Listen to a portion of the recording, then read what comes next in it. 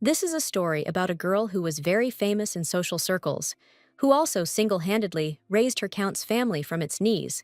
Despite her beauty, people called her the goddess of investments. She was the eldest daughter of Count Eldrin, and she had many secrets that only her closest people knew about. Enchanting blue eyes that sparkled like an endless sea. Light ash-colored hair enveloped her, and this one was called Lady Ines Eldrin. The action of this interesting story begins with Inez sitting in a chair, who is carefully studying the latest news in the newspaper, and comes across an article that says that Audrey's ship sank. Depressed Inez could not accept this news, because everything happened because of the stupidest situation, since the ship was not even attacked by pirates or caught in a storm. No one could have imagined that it would catch fire due to non-compliance with fire safety rules. Inez gave orders to the servants to urgently prepare the carriage for her trip to the bank, and literally, a couple of minutes later, she was already on her way. Sitting in the carriage and looking at all the passing buildings, Inez thought that if she did not want to go bankrupt, she would have to buy a building in a very good and expensive area. But she was worried about the thought that after buying the building, it could also catch fire. Arriving at the bank, she was met at the entrance by an employee who addressed her with great respect and invited her to go inside. The bank customers there noticed Mistress Eldrin and began whispering among themselves, discussing the latest news about the sunken ship and how she had recently lost money on everything she had invested in. But despite her beauty and the many nicknames that Eldrin had given her, the most unique thing was the goddess of investments, because whatever she touched, everything burned out. Unexpectedly for everyone, robbers burst into the bank, shouting in a menacing and threatening voice that no one should move and that everyone should stay in their places. Inez looked back at the robbers and began to wonder if a universal misfortune had befallen her. First, the loss of a large sum of money, then the sinking of the ship, also her coming of age and talk of marriage. Just the other day, Inez thought about what unmarried women need: a reliable family, education, or close friends.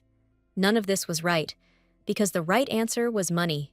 Another noble lady who visited Inez a couple of days ago was also interested in when the dear lady was going to get married, because if she delayed this matter, she could miss the golden years of her life. Sitting over a cup of tea, listening attentively, and watching the lady who was fanning herself, Inez asked her if she really needed to get married, because after the coming-of-age ceremony, all she heard was questions about marriage. Smiling and raising a cup of tea, Inez informed the respected lady that she was currently busy earning money and had no time to think about marriage. But in response, she heard that no matter how much money she earned, she would not be able to get married. Especially for such moments, Inez always had a bank statement, which she showed, and after seeing the amount, most of her interlocutors shut up. The embarrassed lady immediately began to praise her wonderful son, telling Inez that she needed a man who knew how to manage money well, and her son was exactly what she needed. But Inez explained to the esteemed guest that over the years of her investing, she had realized one thing: the more money, the better for one, and her one ability helped her with this. At each meeting with future partners, Ines Eldrin behaved as befits a respected person, introducing herself and extending her hand for a handshake. And when she was answered with a mutual handshake, her ability made itself known. Inez is able to see the misfortunes that will befall other people in the future. Inez could learn about misfortunes not only through handshakes, but also through a simple collision. And thanks to this ability, she always knew how to make the best choice when meeting with a large number of people. But when Inez found herself in the bank, her thoughts were about how she had lost her invested money in the morning, had become a hostage, and all this was because the ability had suddenly disappeared a month ago. Sitting next to the young stranger, Inez hoped that her maid Shamor, who remained on the street, had already called for help. All this time, the robbers were looking for bank checks, but to their great regret, they only found some incomprehensible documents. The young man sitting next to Inez said that these were his documents, in a completely calm voice, without showing the slightest fear or alarm. The bank employee approached Mistress Eldrin with his apologies and warned the mistress that they would take care of her well-being. But the employee's appeal sounded loud enough, and upon hearing the name Eldrin, the robbers were delighted, because for a representative of this family, they could receive a large ransom. While the gang leader was rejoicing and imagining himself being showered with gold coins, a calm young man suddenly pounced on the robber and carried him off the field like a pawn. Everyone was shocked by such an act, It was noticeable that the other robbers hesitated and did not understand who this madman in black was. But without thinking twice, he dealt with the rest of the robbers. Once the problem with the robbers was resolved, the young man approached the bank employee and asked if they could accept his documents now. But the employee was clearly shocked by the whole situation and replied that now was not the right time. Having overheard the conversation, Inez offered her help to the young man, since he saved her from wasting time sitting as a hostage. Coming closer to him, Mrs. Inez asked him to go with her to the VIP room, but she was interested in what this man was doing, so she casually took his hand.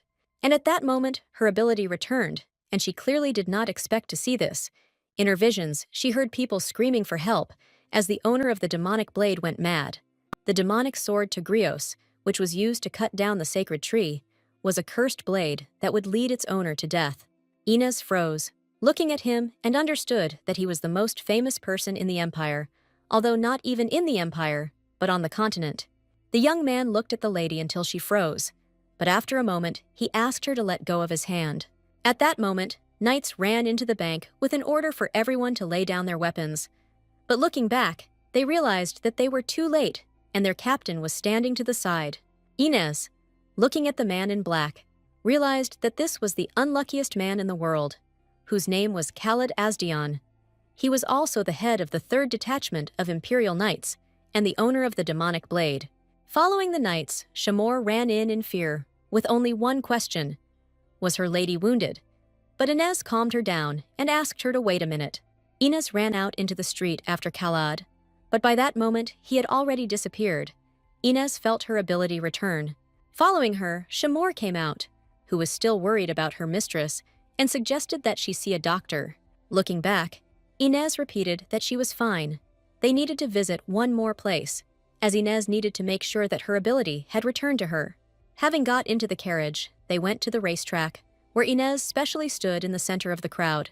People who were making bets and walking back and forth accidentally touched Inez, and she saw how these people would be shocked after some time by the victory of horse number 6. That evening, sitting in her room, with a glass of red wine in her hand, Inez told Shamor how she bought 100 tickets for horse number 6, and, upon hearing this statement, everyone clicked their tongues. After all, everyone was betting on horses with a high chance of winning, and when they heard about buying 100 tickets, they said that the lady knows nothing about racing. But when they announced that horse number 6 had won, everyone was stunned and couldn't believe it. Their envy was beyond belief. When the next morning came, Inez was sitting in her office in a furious state.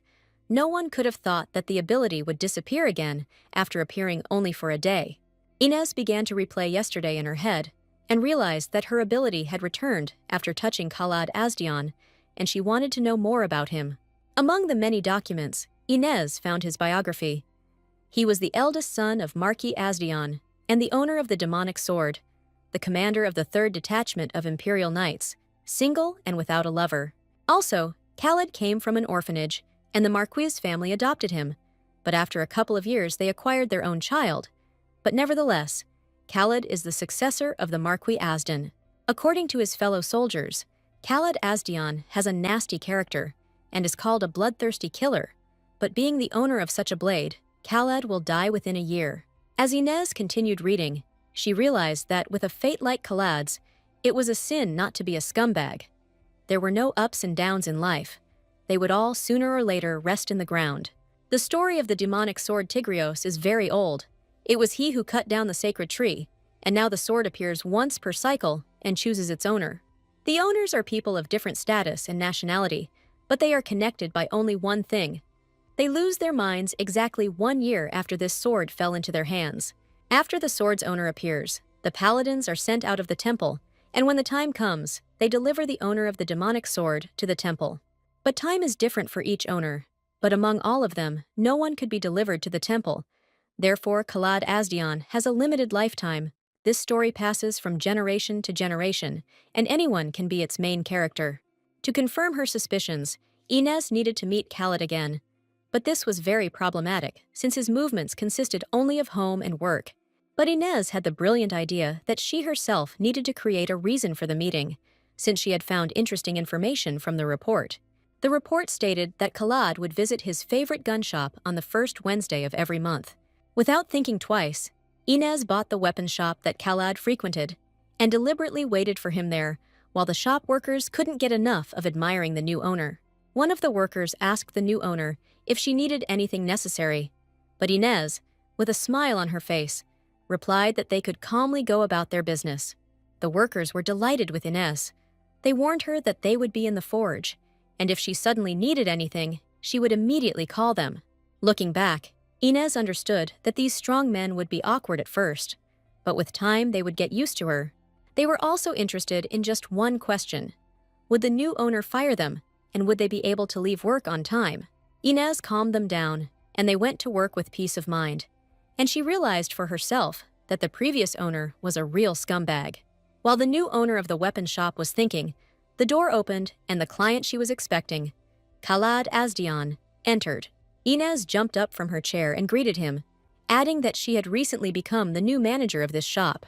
But without any emotion, Khalad held out his sword, asking for it to be repaired, and Inez needed at least the slightest touch on it. When her ability reappeared, she realized that Khalad Azdian was her lucky break. At this touch, Inez noticed his misfortune, which consisted in the fact that he had gone out early and wanted to eat a special stew, but it was sold out right under his nose by Khalada. After what she saw, Inez could not understand why he was called a bloodthirsty killer. Taking the sword in her hands, Inez informed Khalad that there was a queue of orders in their shop, and therefore his order would only be completed in 2 days. Inez thought that first they needed to get closer somehow, and decided to use that incident from the bank, asking Khalad if it was him, to which she heard a negative answer. Khalad made Inez nervous. She stood silently and tried not to show that something had not gone according to her plan, although she understood perfectly well that she could not be mistaken in the obvious. And then she reminded him that she was the very hostage during the bank robbery and thanked Khalad for saving her. Putting the sword aside and taking out her business card, Inez handed it to Khalad, saying that there was no opportunity then. Taking the business card and putting it under his cloak, Khalad said that he would return for the sword in 2 days, turned around, and began to leave. Inez was outraged by this. She didn't think that he would just up and leave, so she decided that she wouldn't let him go that easily. Catching up with him, Inez shouted his name. Khalad Azdian slowly stopped and turned to the new owner of the weapon shop. Inez realized that action was needed right now, and offered her help in Khalada's misfortunes.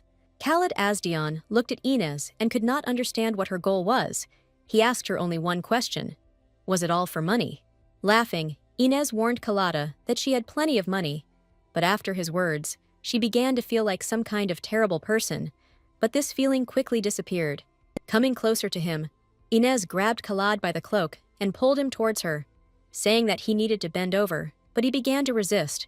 Then, Inez began to explain that she could tell about the misfortunes that would befall Khalada in the future, and asked him to accept her offer.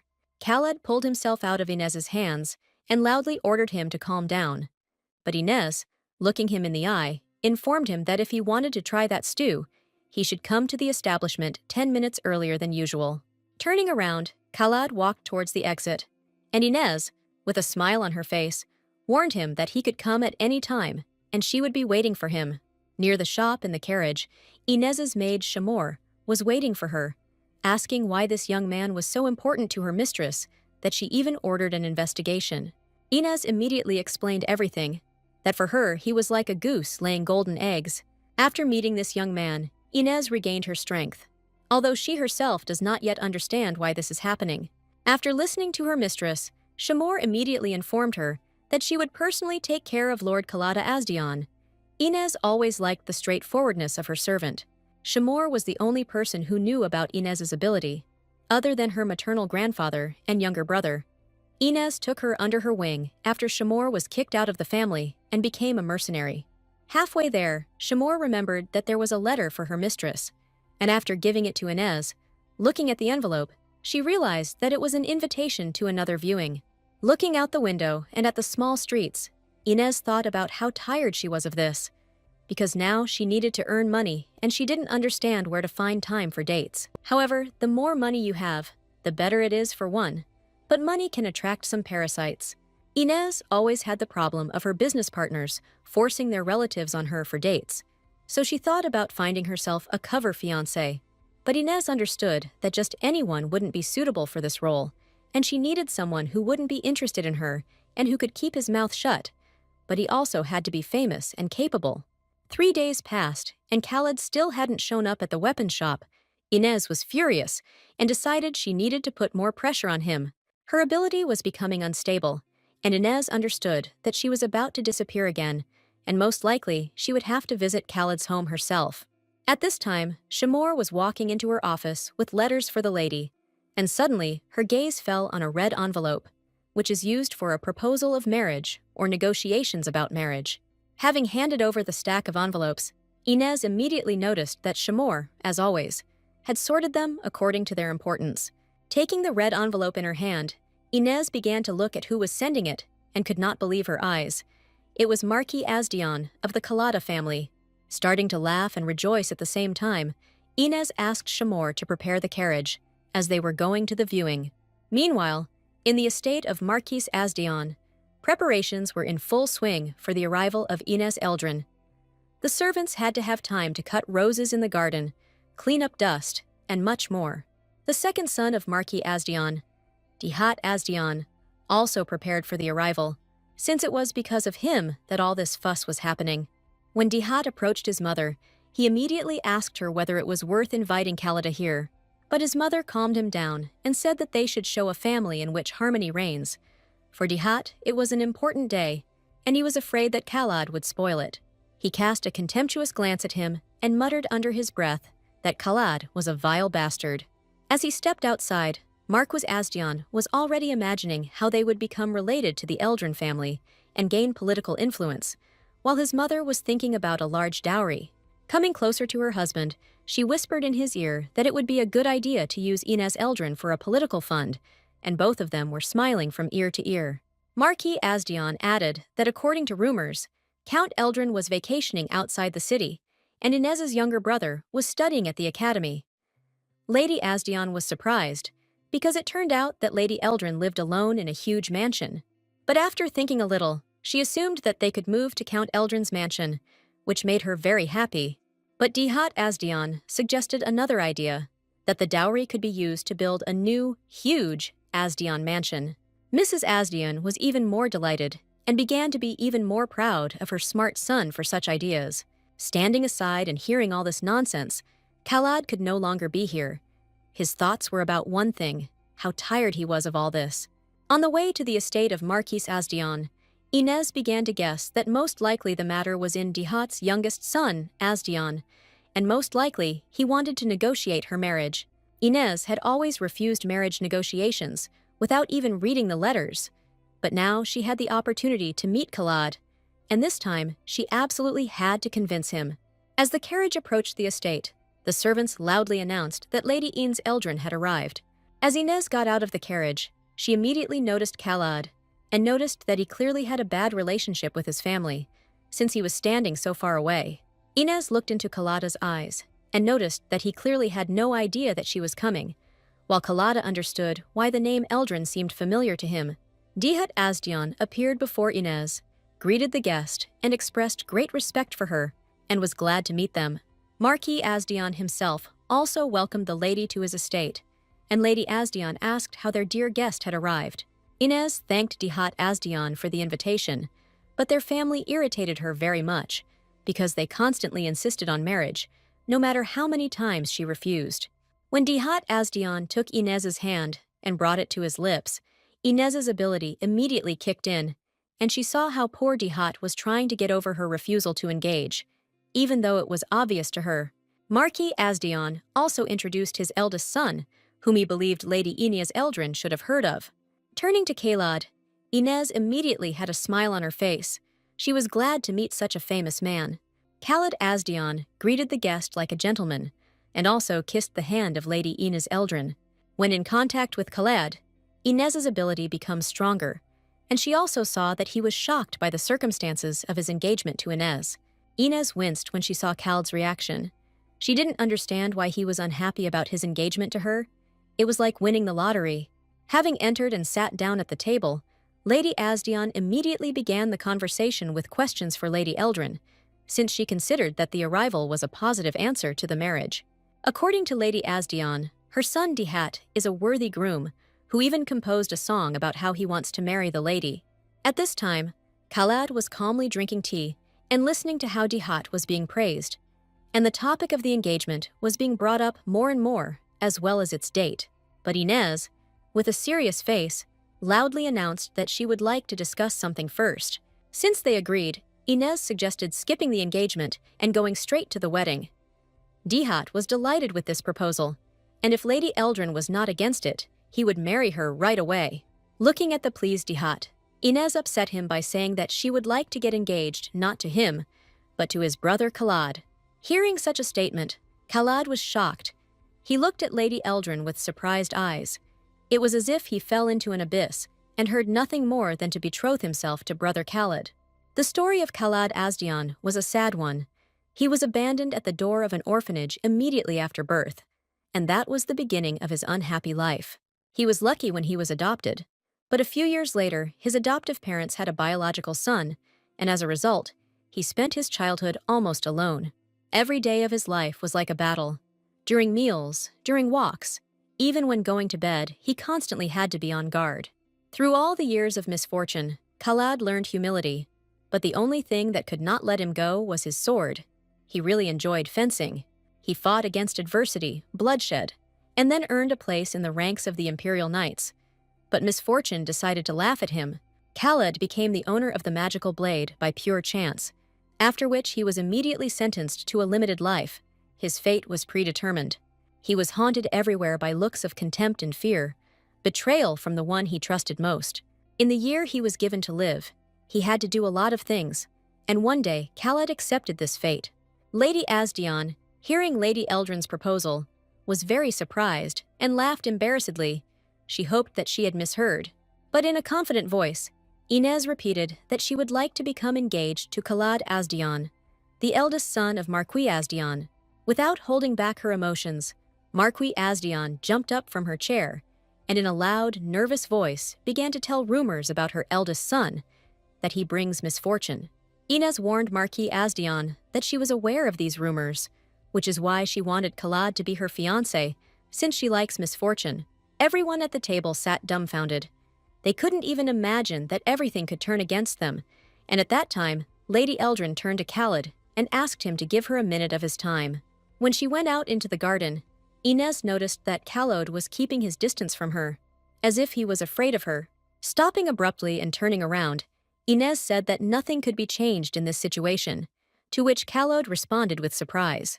Inez asked Khalad why he hadn't come to her weapons shop, since she had been waiting for him, and she was also interested in whether Khalad had managed to taste that special stew. Hearing this question, Khalad was shocked, because he was incredibly lucky. Having somehow entered the shop a little early, he got the last stew. By suggesting that they take a walk and talk, Inez wanted to tell Khalad why she had come to see him. Inez's most pressing question was whether Khalad had a lover. Khalad was a little confused when he heard this question. He didn't understand why she was asking such things. Noticing that Khalad was embarrassed, Inez offered to finish the thought for him, but after that, he immediately replied that he had no one. Inez realized that everything was going according to her plan, and, looking into his eyes, she invited Khalad Asdian to date her. Hearing such a proposal, Khalad was shocked even more. He looked at Inez with an empty and surprised look, not understanding what this lady had in mind.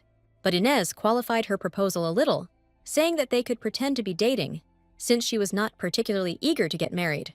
Looking into Khalad's eyes, Inez explained that everyone wanted her to tie the knot, but she didn't like living up to other people's expectations. That's why she suggested that Khalad pretend to be her lover, but he was more interested in why him and no one else. Inez explained it by saying that he had beautiful eyes, and that they were her favorite color. But it wasn't just that, he met all her criteria. Looking at Khalad, Inez thought about the fact that he was not delighted with her, because it would be very unpleasant if the false lover actually fell in love with her.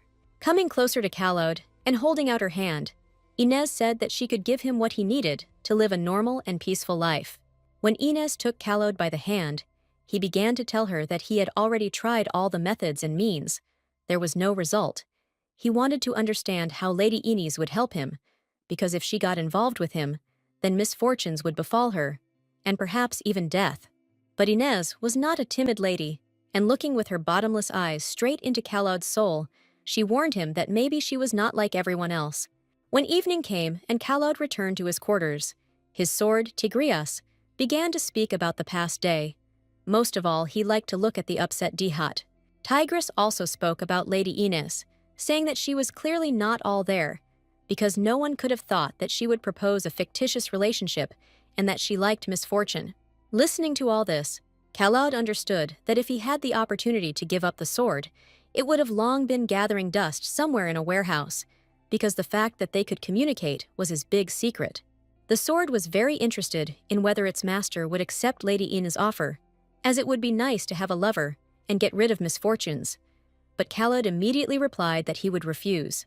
Kalaud understood that she was rich and beautiful, and he, the owner of a demonic blade, was unhappy and terminally ill. There was no benefit for Inez, and therefore Kalaud had suspicions of deception on the part of Inez. At the end of the conversation, Inez warned Kalaud that she could not wait forever for an answer. And even then, Kalaud's sword suspected something. And now, when they were alone, he warned his master that the lady had some kind of ability. The next morning, sitting in her office, Inez read the newspaper and was glad that, having regained her ability, albeit temporarily, she had managed to conclude several deals and they had begun to bear fruit. But then, putting the newspaper aside, Inez thought about the fact that several days had already passed since visiting Asdion's house, and at that moment, she had not even planned anything like this. And now, remembering Kalaud Asdion, she understands that there is no better candidate for a false lover than him. He has the appropriate status. He is the eldest son in a family that has no power, and Inez was also pleased by the fact that he was not interested in her. But she was also embarrassed by his reputation, which left much to be desired, and on top of that, his possession of a demonic blade. After thinking over everything that had happened earlier, Inez realized that judging by the fact that there had still been no answer, Kalaud Asdion was planning to refuse her offer. If this happens, Inez will explain to Kalaud why he will have to accept her offer, because the misfortune she saw when she met Dihat was very interesting. Although Inez understood that once the news spread throughout the capital, Kalaud would not be able to refuse her offer, Shamor entered the office, holding in her hands the letters that had arrived today. Inez was surprised by such a large number, because there were more of them than usual. Shamor explained to Lady Inez that most likely such a large number of letters was due to rumors spreading in the capital, and Inez was very surprised to hear this. As it turned out, news had already reached the people that Lady Inez was engaged to the owner of the demonic sword, and everyone and their dog began to discuss it. Looking at the stack of letters, Shamor said that she had sorted the letters as usual, and most of them were about engagement. But taking one letter in her hand and holding it out to Lady Inez, Shamor added that it came from the Count. Inez was surprised and snatched the letter from Shamor's hands, starting to open it quickly and unevenly, because for her this was not just a count, but her beloved grandfather. When Inez began to read the letter, her heart immediately became warm, and a pink blush appeared on her cheeks. Grandfather asked how his granddaughter was doing, and also said that his health had become much better, and he would return within a year. After reading the letter from Grandpa, Inez looked at the remaining letters and asked Shamor if there was a letter from her beloved brother Halo. Shamor, smiling on the street, reminded Lady that she had received a letter from her brother 2 days ago. But for Inez, it had been an eternity. Inez was flooded with pleasant memories, because after her mother's death, it could be assumed that Hilo looked after her, and they began to rely on each other more. Inez told Shamor an old story about how he walked on tiptoe while walking in the garden with Halo. Inez became worried about her brother and asked why he walked like that. Halo looked into his sister's eyes and answered without thinking that he was afraid of accidentally stepping on an ant. Then Inez realized that her brother was a real angel who would be very surprised when he found out about the situation that had happened, but she wanted to explain it in person. Taking the letters from the table, Shamor wanted to tell Lady about the beauty industry market research that she had requested a little earlier. But at that moment, there was a knock on the door, and the butler entered, who informed the lady that a message had arrived from the academy, which stated that the young master had gotten into a fight. Hearing this phrase, Inez immediately asked the butler who dared to touch her brother, but he corrected the lady by saying that the young master had beaten his opponent. At that very moment, the door to the office swung open, and Kalo stood there, with big, surprised eyes, and only one question. Is it true that his sister is getting married? Priscilla's Academy is a very prestigious place where talents from all over the empire flock. But even there was one outstanding one, and it was Hilo Eldrin. He had the highest score on admission, looked like an angel, a good guy from that very Eldrin family. All the students at the academy were discussing Hilo, assuming that only in appearance was this boy kind and had an angelic face. Just 6 months ago, sitting in Inez's office, Halo told her that he didn't want to go to the academy. He was afraid that his friends would tease him for entering the academy late. But Inez warned Halo that he could just tell her everything and she would sort things out. Hilo was also worried about another thing, that he would have to live in a dormitory and he couldn't sleep anywhere except in his room. But Inez was ready to solve this issue, saying that she would arrange everything like in his room. Looking at his sister, Halo understood that studying at this academy was very expensive. But Inez did not feel sorry for her brother. Even if he studied all his life, he would not have spent even a part of her savings. But now, when Hilo was at the academy and heard rumors that his sister was getting married, and to the owner of a demonic blade, his state was extremely depressed.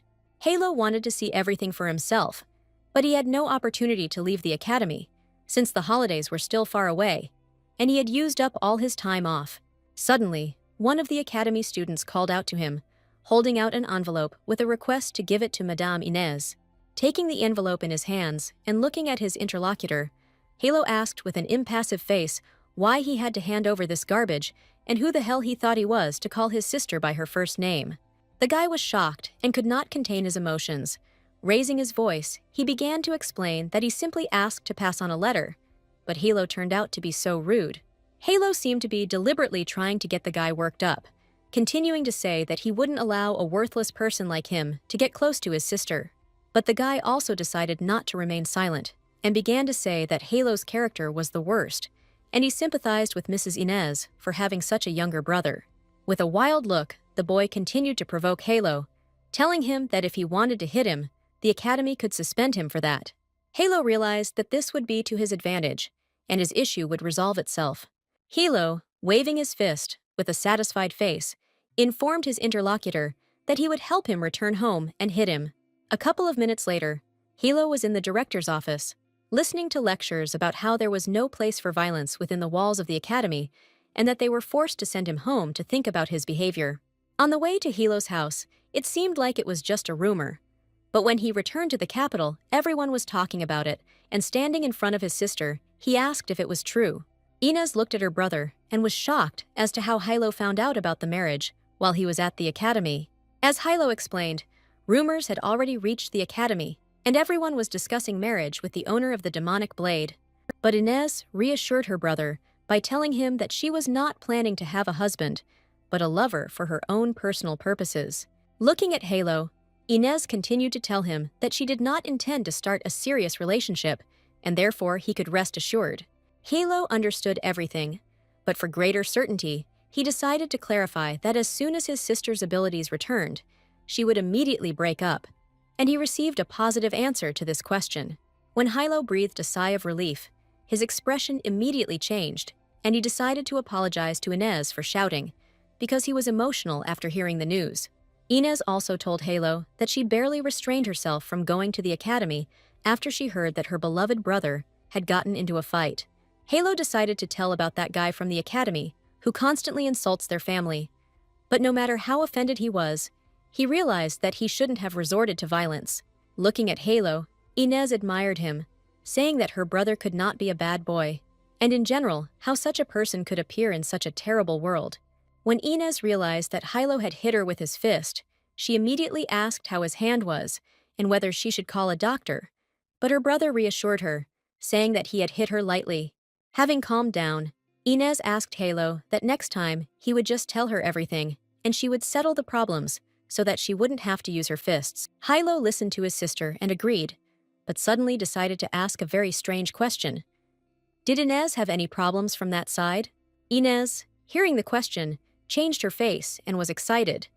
She understood that from the other side it meant that they were talking about the Marquis of Gerberay and his new family. She immediately replied that there was none on her part, and asked the same question to Hilo. But he also replied that while studying at the academy, they practically never encountered each other. But Inez already had many questions in her mind.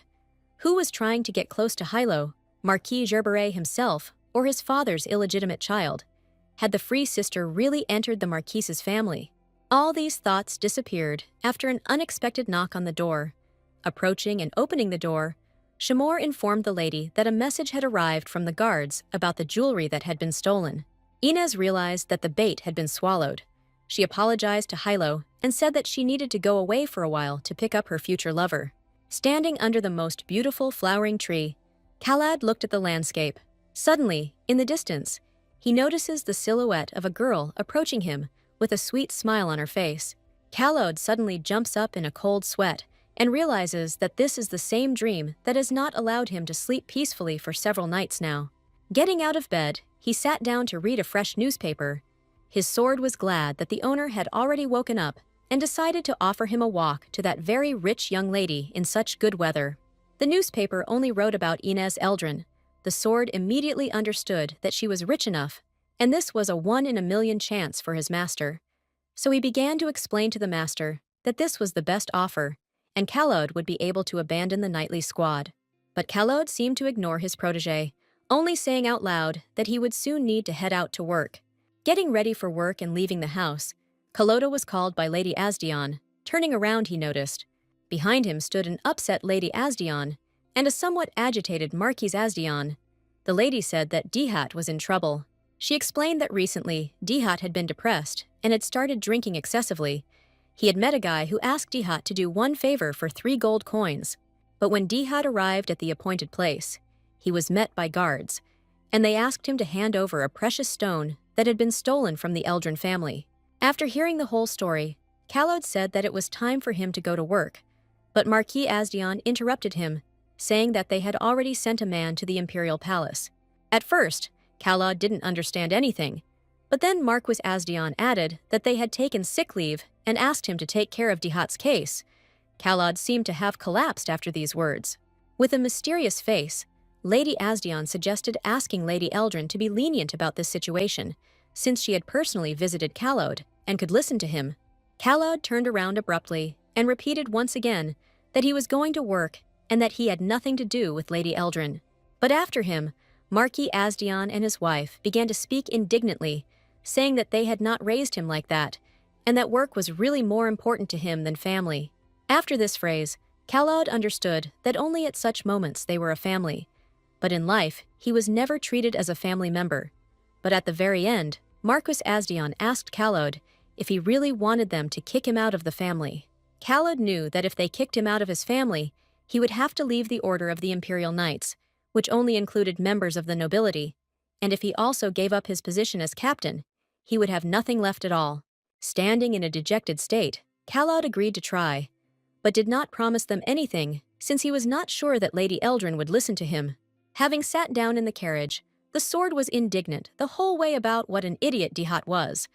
But Khalod was only thinking about the fact that having solved this problem, he would immediately go to work.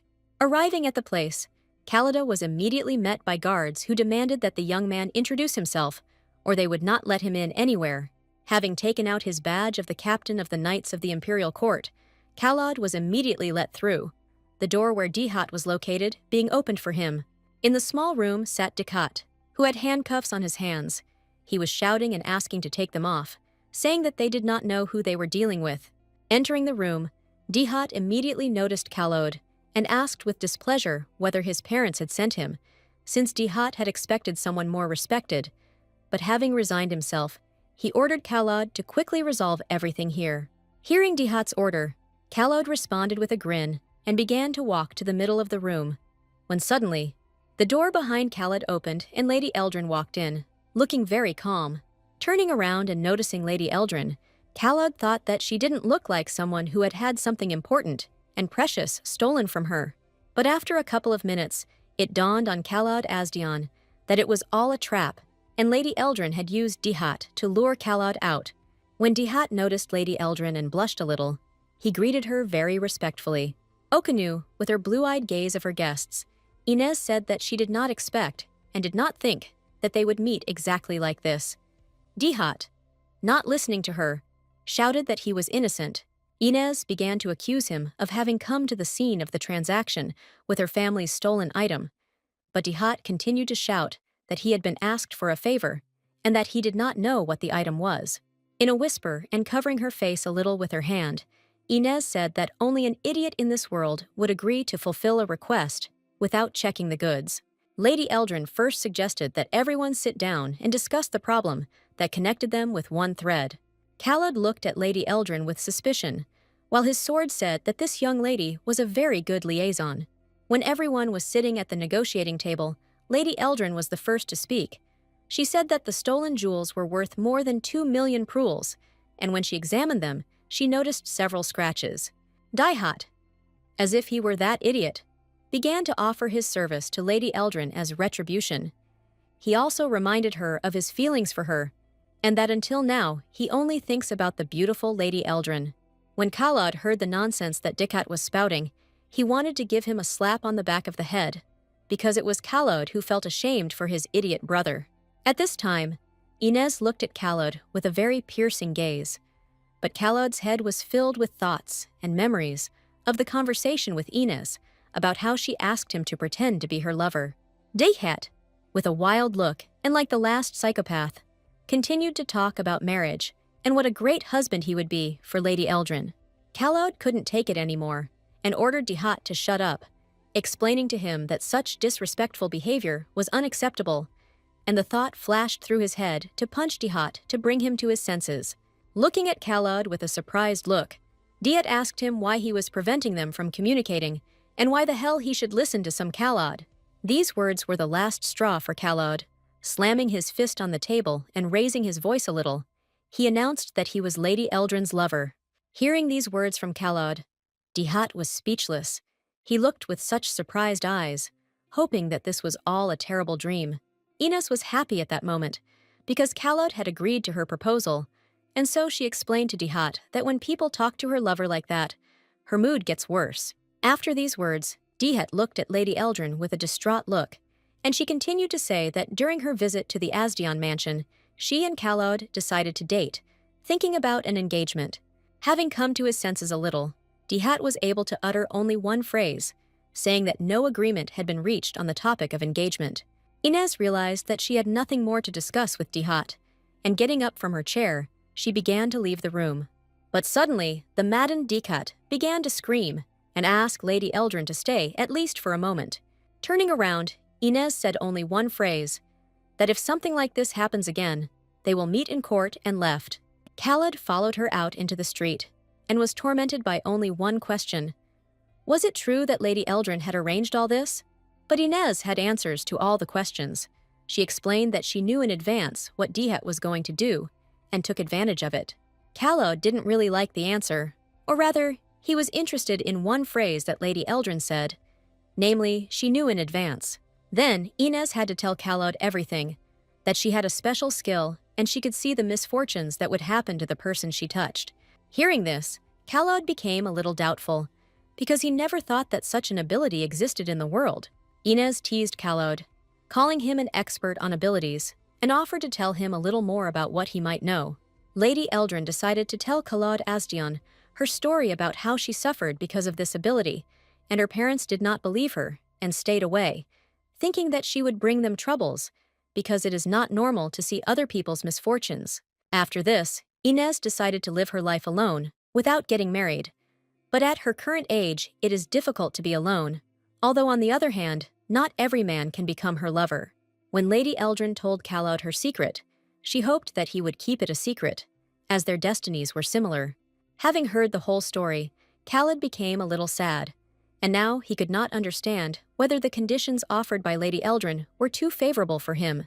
Inez could not admit to him that he was the goose that laid the golden eggs for her, and even more so, she was not sure that she would be finally returned after contact with Khaled.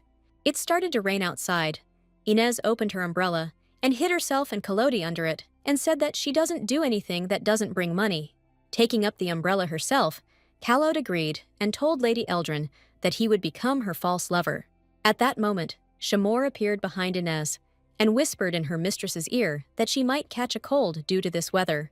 Without thinking twice, Lady Eldrin invited Khaled Asdian to continue the conversation at her home, where they could discuss all the details.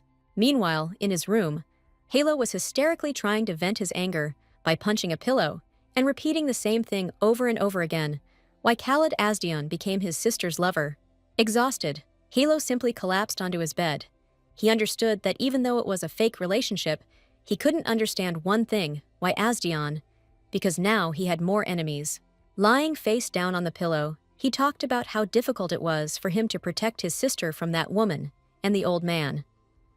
Halo recalls rumors and gossip about his father and illegitimate sister almost every day. People could not understand how a daughter from a mistress could be older than her own son, and it turned out that the natural daughter and son entered the family of Count Eldrin, who was their grandfather. But the problem was that the Count was on the verge of bankruptcy. But the Marquis's affairs were going well, and his illegitimate daughter gained status and enough money. Also, the father's illegitimate daughter often wrote to Halo and offered to be his friend, because she was very happy that she had a younger brother, and in every letter, she asked not to tell her sister Inez about this. But at the moment, Halo knew that his illegitimate sister, Ronnie Herbert, was not the most important problem. He wanted to deal with Khaled Asdian before returning to the academy. Sitting on the bed, Halo knew that Khaled was the unluckiest person in the world, and he could do anything to his sister. With wild eyes, Hilo thought of a plan to quickly restore his sister's powers and force her to quickly part with this guy. The next day, sitting in her office and filling out paperwork, Inez replayed yesterday's conversation with Khaled in her head, because she didn't think that he would agree to her proposal so easily. But Inez was very happy with his decision, because otherwise she would have had to use blackmail. And besides, she did not lose money, because she had replaced the jewelry with a fake in advance.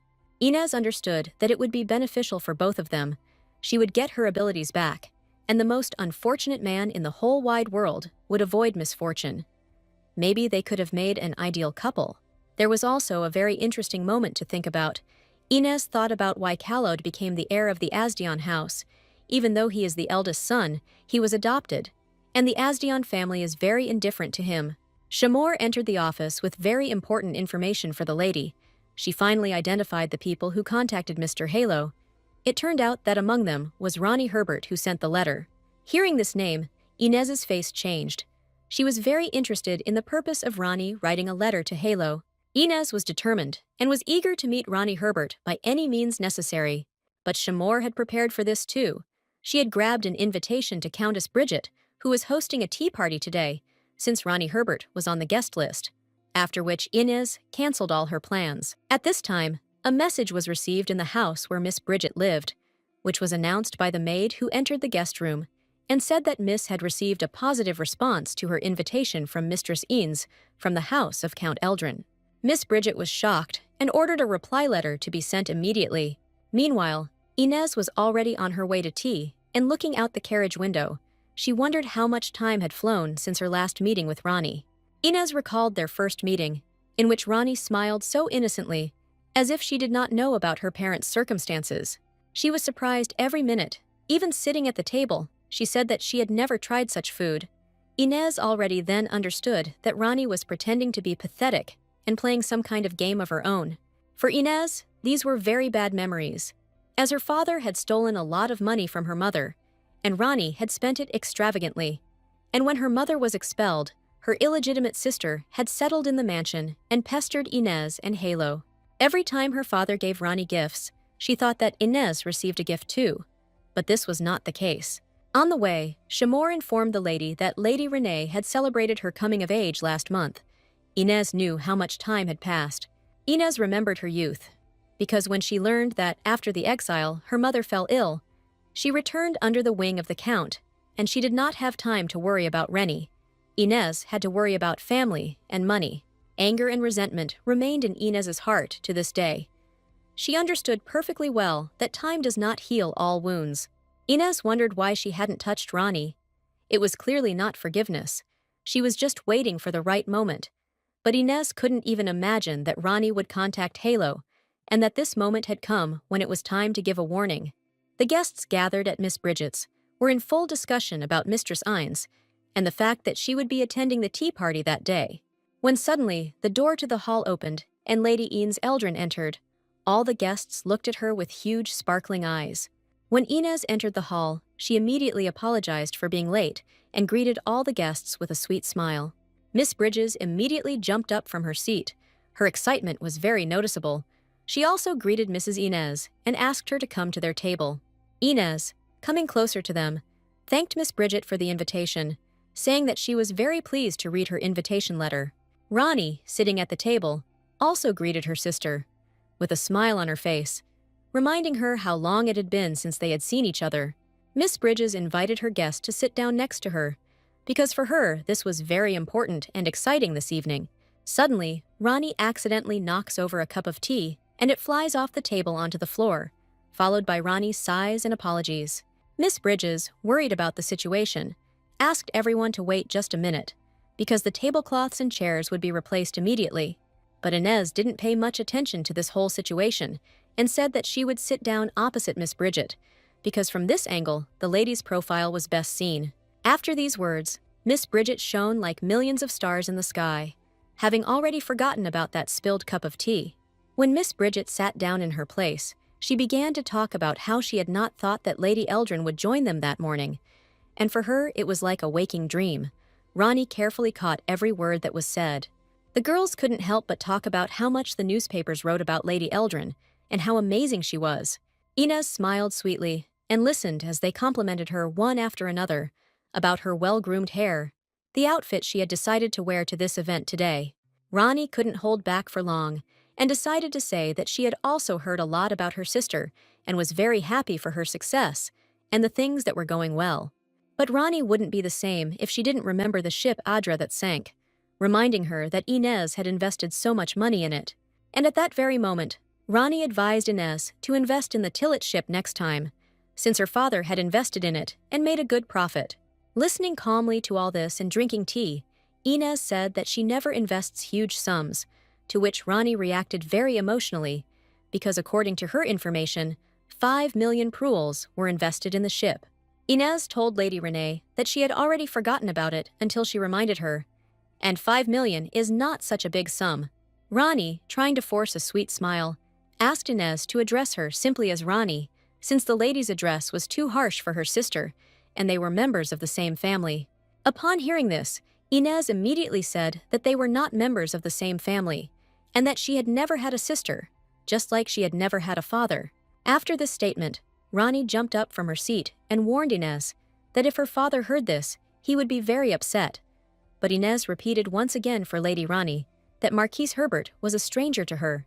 Lady Ines also added that Marquise Herberty was stripped of his parental rights for failing to pay child support, as he claimed he had no money to pay.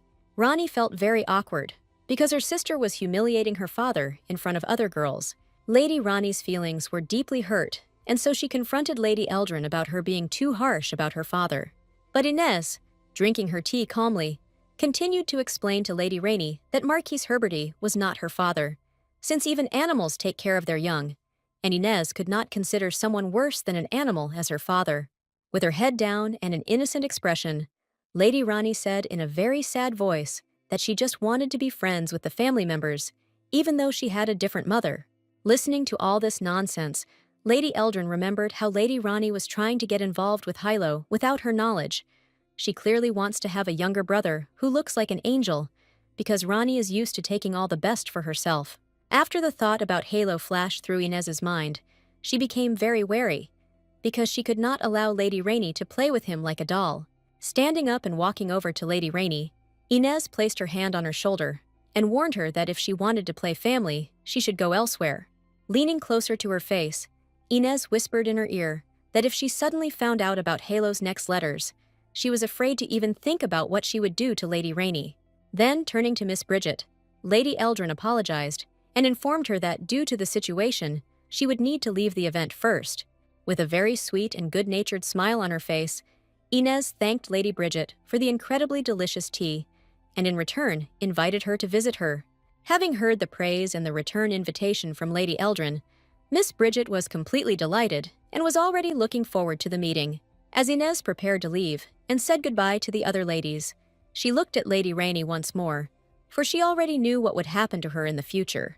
While talking, putting her hand on Lady Rainey's shoulder, Inez saw a rather amusing misfortune in which Rainey spoke of the dress she wanted that she did not get. When Khaled was sleeping, he had the same dream again that he had been having for a long time.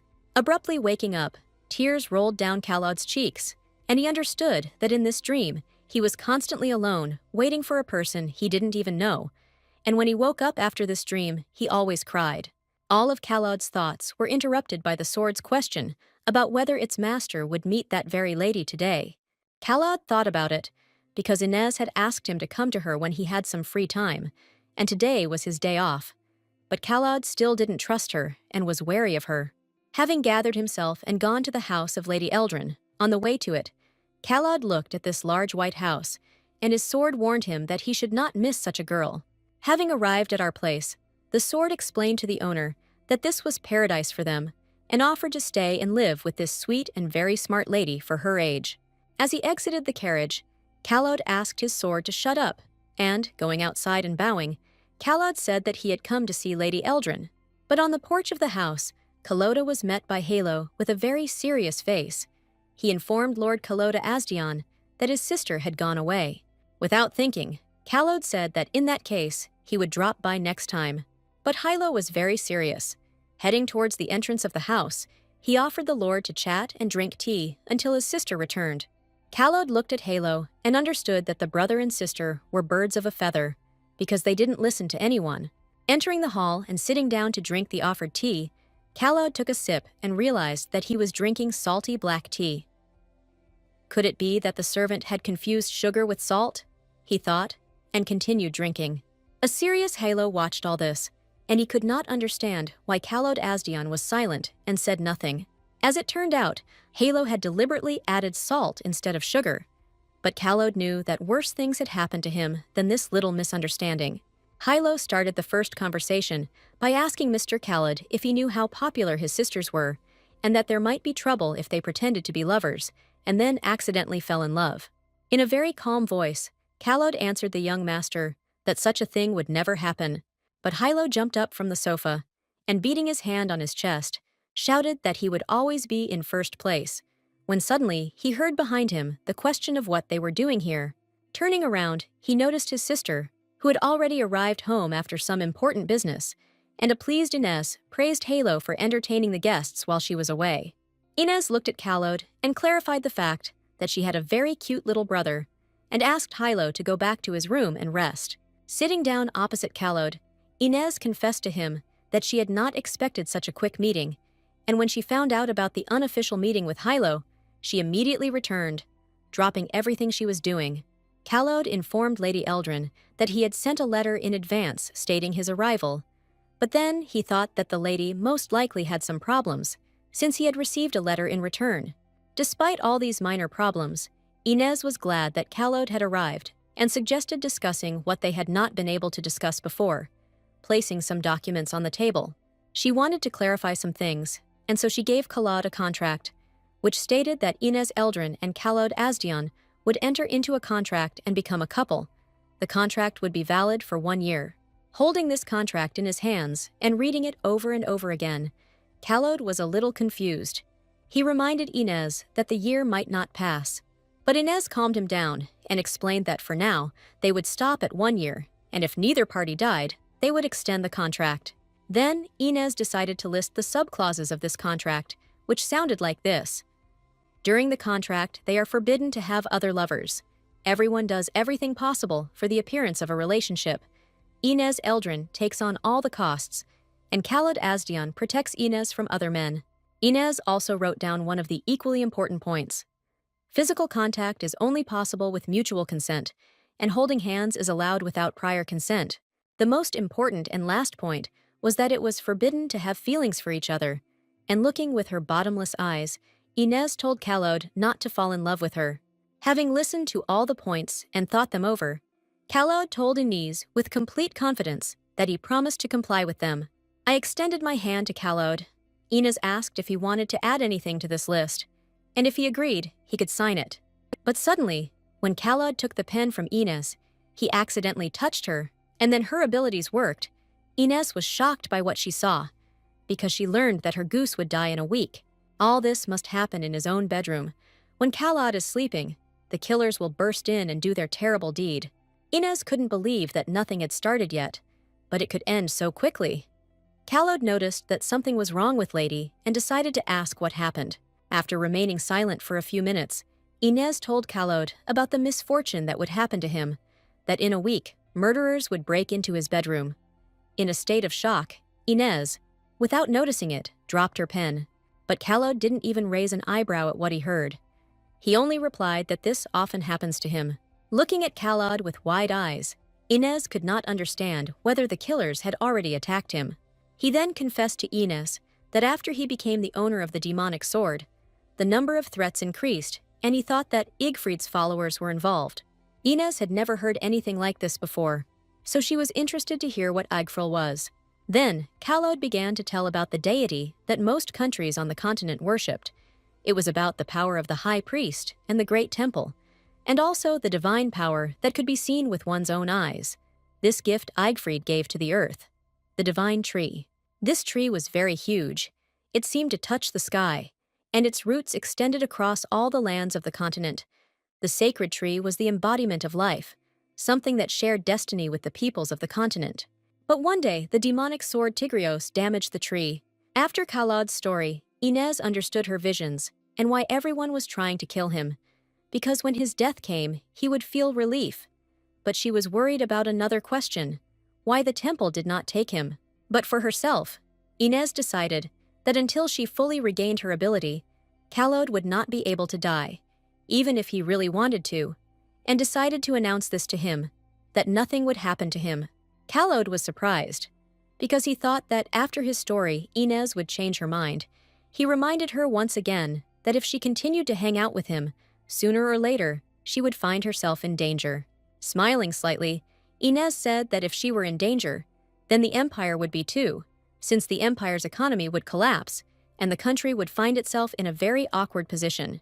In just a short time, Inez had already come up with about 10 ways to stop the killers, and suggested that Khaled listen to them.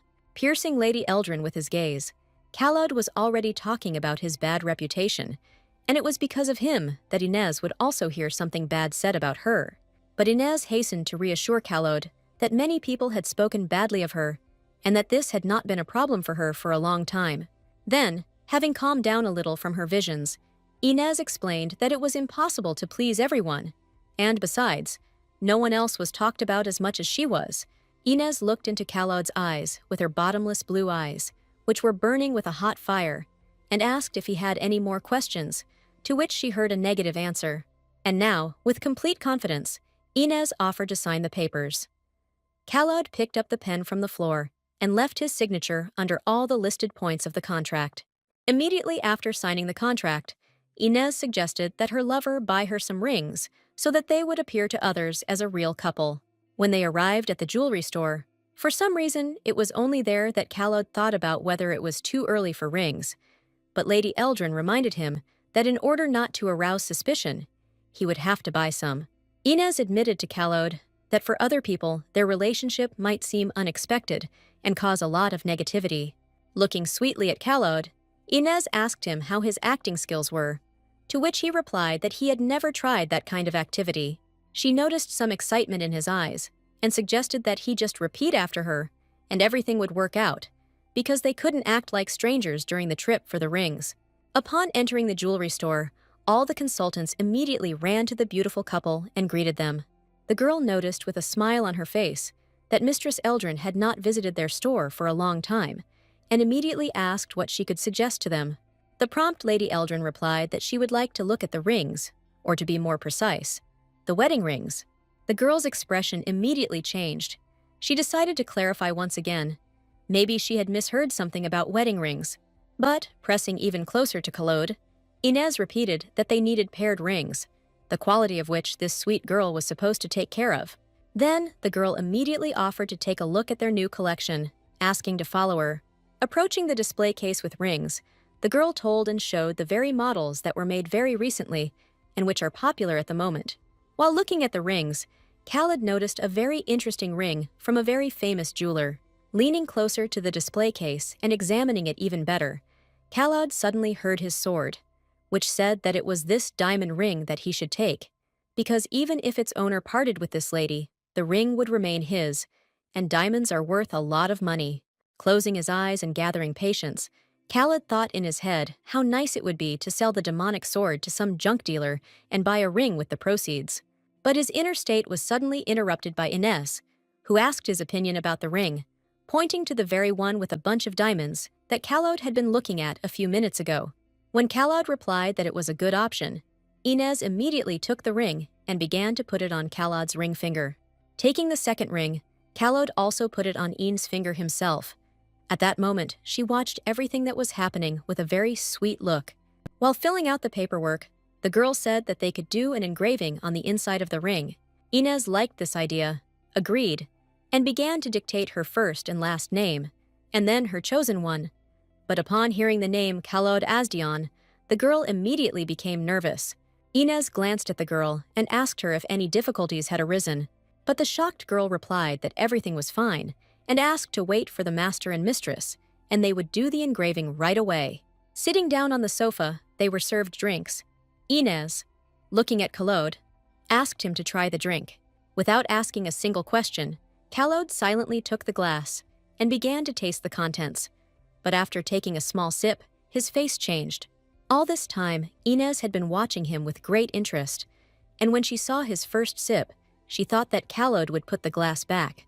But most likely he liked the contents. Taking her glass in her hand and starting to drink, Inez knew that it was regular apple juice, and if Khaled continued to drink it, it meant he liked apples. After finishing their juice and sitting for a little while longer, a girl with rings came up to them and said that the engraving was ready and they could pick up their order. Having put the rings back on each other, Inez and Khaled headed towards the exit, and all the consultants bowed low to the important customers, thanking them for choosing their store. Just before leaving the store, Inez whispered to Khaled that journalists were waiting for them outside, and when they came out, he should put his arm around her shoulder. Khaled listened to all of Inez's demands, and when they left the jewelry store, he immediately put his arm around her shoulder, because that way his ring could be seen much better. Touched, Inez also showed her hand with the ring, thinking to herself that now the whole empire should know about this. The journalists were shocked by what they saw. They tried to record every word said by Khaled Azdian and Enes Eldrin. Meanwhile, Emperor Haraeus Gerald Benizion was at home drinking tea, looking at the empty sofa in front of him. There was another cup of tea on the table, or more precisely, her favorite magnolia tea. Looking at all this, Haraeus remembered her appearance and her sweet, childlike smile.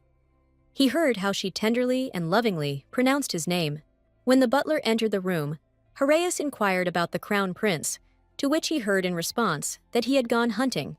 The butler also decided to tell about new rumors that say that the eldest daughter of the Eldrin family intends to get engaged to the owner of the demonic blade. But as it turned out, the emperor had heard about these rumors that morning and was a little shocked that the family that in just a few years had gone from being a disgrace to shaking up the entire empire. Although he was more shocked that the chosen one was the owner of the demonic blade, Haraeus remembered the very day when everything happened. That day, the butler burst into the meeting room with the news that the owner of the demonic blade had been chosen. At that moment, Haraeus was completely at peace and waited for what the butler would say next. He began to say that the sword that appeared for the first time in 100 years was chosen as the owner of a member of the Order of Imperial Knights. Suddenly, after hearing the information, one of the members of the meeting slammed his fist on the table and in an indignant voice asked how it happened that the owner of the demonic sword was a member of the Order of Imperial Knights.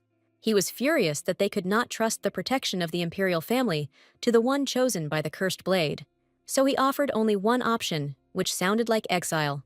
But other members of the meeting also rose to defend Khaled Azdian, saying that he would not leave the Order of the Imperial Knights, and that this had already been decided.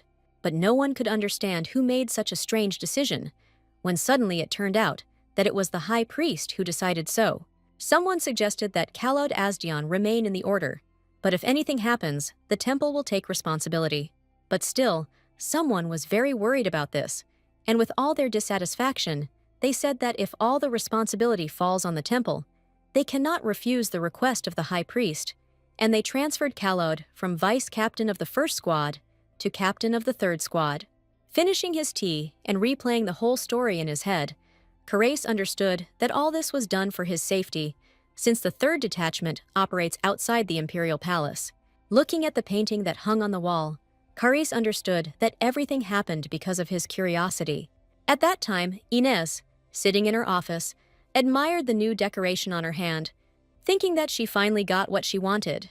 When several days have passed and the entire capital has been turned upside down by the newspapers are still full of articles about the relationship between Inez Eldrin and Kalaud Asdion. Inez figured that in about a year, Kalaud would be taken to the temple, and after that, she would not marry for at least several years, because she would become a grieving widow. But the big mystery for Inez was why the temple was giving the owner of the demonic sword a reprieve, since sooner or later misfortune would befall him. For Inez, the most important thing was to regain her strength. But to do this, she still needed to maintain contact with Kalaud and hold on to him until the very end. A slightly agitated Shamor entered the office with a tray in her hands, on which lay an envelope with green frozen sealing wax. Remembering that this month was the Emperor's birthday, Inez reached out for the envelope and accidentally touched Shamor's hand. And then Inez saw how Shamor was indignant towards some potato head. There was also useful information that Inez learned, that the mine would become unprofitable. After seeing everything, Inez looked at Shamor with a very sweet and kind look. She realized that Shamor also goes from one extreme to another, and is the only one who treats Inez so well. Without thinking twice, Inez ordered Shamor to get rid of the mines in the south.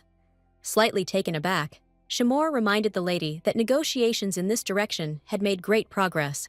With a satisfied face, Inez reported that this was a bad investment and warned Shamor that she would be away for a while. When the carriage was ready, Inez went to meet Kalaud. She wanted to tell him about the coming misfortunes, but there were only 3 days left until the day of his death.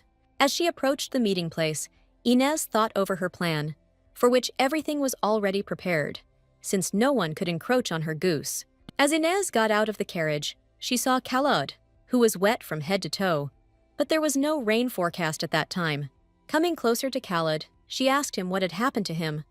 While trying to style his hair, he said that on the way to the meeting, someone had poured water on him. Having calmed down that nothing serious had happened, Inez suggested that Kalaud first change his clothes, and they headed towards the store. Inez decided to ask Kalaud how his last few days had gone, and it turned out she hadn't seen him get doused. Suddenly, Inez pulls Kalaud closer to her, and a huge vase of flowers falls from the upper floors. An anxious Inez asked if everything was okay, and if he was hurt, but in her head, she understood that he could have died even before the killers attacked. Looking around, Inez accidentally put her hand on Kalaud's chest and learned that after their trip to the store, there would be a fire. Then Inez understood why he was called the unluckiest man in the world, because a flower pot almost fell on his head. The road was closed for repairs, and on top of that, he was almost run over by a loaded cart. Kalaud suggested that they finish all their plans for the day, but Inez was serious and warned him that if he went alone, he might get run over by some carriage. When they got to the store, Inez quickly packed a couple of suits, because as long as the store didn't catch fire, everything would be fine. After giving the things to Kalaud, Inez warned him that she would be waiting for him outside, and that he should quickly change his clothes and go out. While waiting near the fitting room door, Shamor whispered to her mistress that she had not expected him to be such an unlucky man, since with such success, her mistress could have been in danger. But Inez told Shamor that she was prepared for something like this. She was just surprised that what was happening was beyond her imagination. Looking back at the fitting room door, Inez thought about how nice it would be if they could choose the misfortunes that would fall on their heads. Then, suddenly approaching the fitting room, Inez began to worry about why he was taking so long to come out. She began to knock and ask Kalaud if everything was okay. Not hearing an answer, Inez ordered Shamor to bring a hammer, but after this phrase, Kalaud replied that he had a small problem. Inez immediately started asking a bunch of questions about what had happened. Opening the fitting room door and peeking out from behind it, Kalaud announced that his buttons had come off. Inez, looking at Kalaud, realized what a wonderful, pumped-up body he had. The female consultants were shocked to see such a handsome man. Noticing this, Inez immediately approached Khaled and reminded him that he could only appear in front of her in this form. After giving Khaled a new shirt and holding the door to the fitting room, a slightly embarrassed Inez asked the girls to pay them off. When the girl told the amount, Inez wrote out a check for a larger amount than the final amount. Looking at the lady, the girl understood that these were very expensive clients of their store. As he got dressed and walked out of the fitting room, Khaled looked stunning. The suit that Inez had chosen for him was perfect. Looking at Khaled and biting her lower lip a little, Inez realized that she had the most beautiful goose in the world. Inez also planned to change Khaled's hairstyle, but there was no rush. As they were about to leave, the girls in the store began to rush about and shout that there was a fire at the entrance to the store. When Khaled and Inez found themselves on the street, people had already begun to whisper about the fire, some saying that it had been caused by lightning striking a store sign. Looking at the sky, Inez did not notice a single cloud or any sign of lightning. Then Inez realized that her ability to foresee the misfortunes of others was not omnipotent, and that she could not see anything that did not make another person feel unhappy, and she could not control phenomena like lightning either. Drawing conclusions from everything that was happening, Inez realized that Khaled could die or be injured as a result of a natural disaster. Behind Inez stood a distressed Khaled, who informed her that the fire was most likely caused by him, warning her that if luck was not on Inez's side, she could get hurt. Khaled asked her only one question, whether she still wanted to be his lover. But Inez, looking him in the eye, replied that lightning could strike on any other day, and Khaled asked her if she really thought that this was all a coincidence. Inez was sure of it and was outraged that Khaled always blamed himself for everything that happened, although it was a real coincidence. Then Inez realized that every time something like this happened, people blamed Khaled for everything, because it was much easier for them that way. Turning away from him, she ventured to suggest that it could have happened because of her, because she had been unlucky lately, citing the example of a ship in which Inez had invested a large sum of money that sank, simply because a fire broke out while she was cooking. Then Inez took Khaled by the arm and suggested that he change the environment and not be so gloomy. Walking along and still holding Khaled's hand, Inez saw that he still hadn't had a chance to try that apple pie, even though he had visited the bakery several times already. With an intriguing look and addressing him as Sir Khaled, Inez asked him if he liked apple pies. Without any enthusiasm, Khaled replied that he didn't exactly like them, but he would like to try them. Then Inez told Khaled that there was a delicious apple pie place on 12th Street and that he could walk there and get a bite to eat. A couple of hours later, Inez returned home late in the evening, where Halo was waiting for her. Getting out of the carriage, Halo immediately asked if his little sister had a good time. And with a smile on her face, Inez replied that everything went well. A pleased Hilo calmed down after his sister's answer and said that he would come to her during the holidays, after which Inez stroked his head. But when Inez removed her hand, Hilo noticed the ring that sparkled on his sister's finger, and his face changed. Noticing this, Inez became worried and thought that her brother was not feeling well, but Halo said that he was worried that he could not greet the guest properly. Leaning against Halo's forehead, Inez reassured him and told him that next time everything would work out and he shouldn't worry about it. In a good mood, Hilo settled comfortably in the carriage. Waving his hand through the window, he shouted to Inez that he would soon return to her. In response, Inez also waved to Hilo and told Shamor what a cute little brother she had, to which Shamor replied that the young master was indeed very cute. But Shamor's thoughts were that her mistress would never know that her brother would become an angel only with her. When Hilo left, Inez's gaze fell on the garden, and then she suggested that Shamor drink tea there, because it had been a long time since there had been such wonderful evenings in the garden.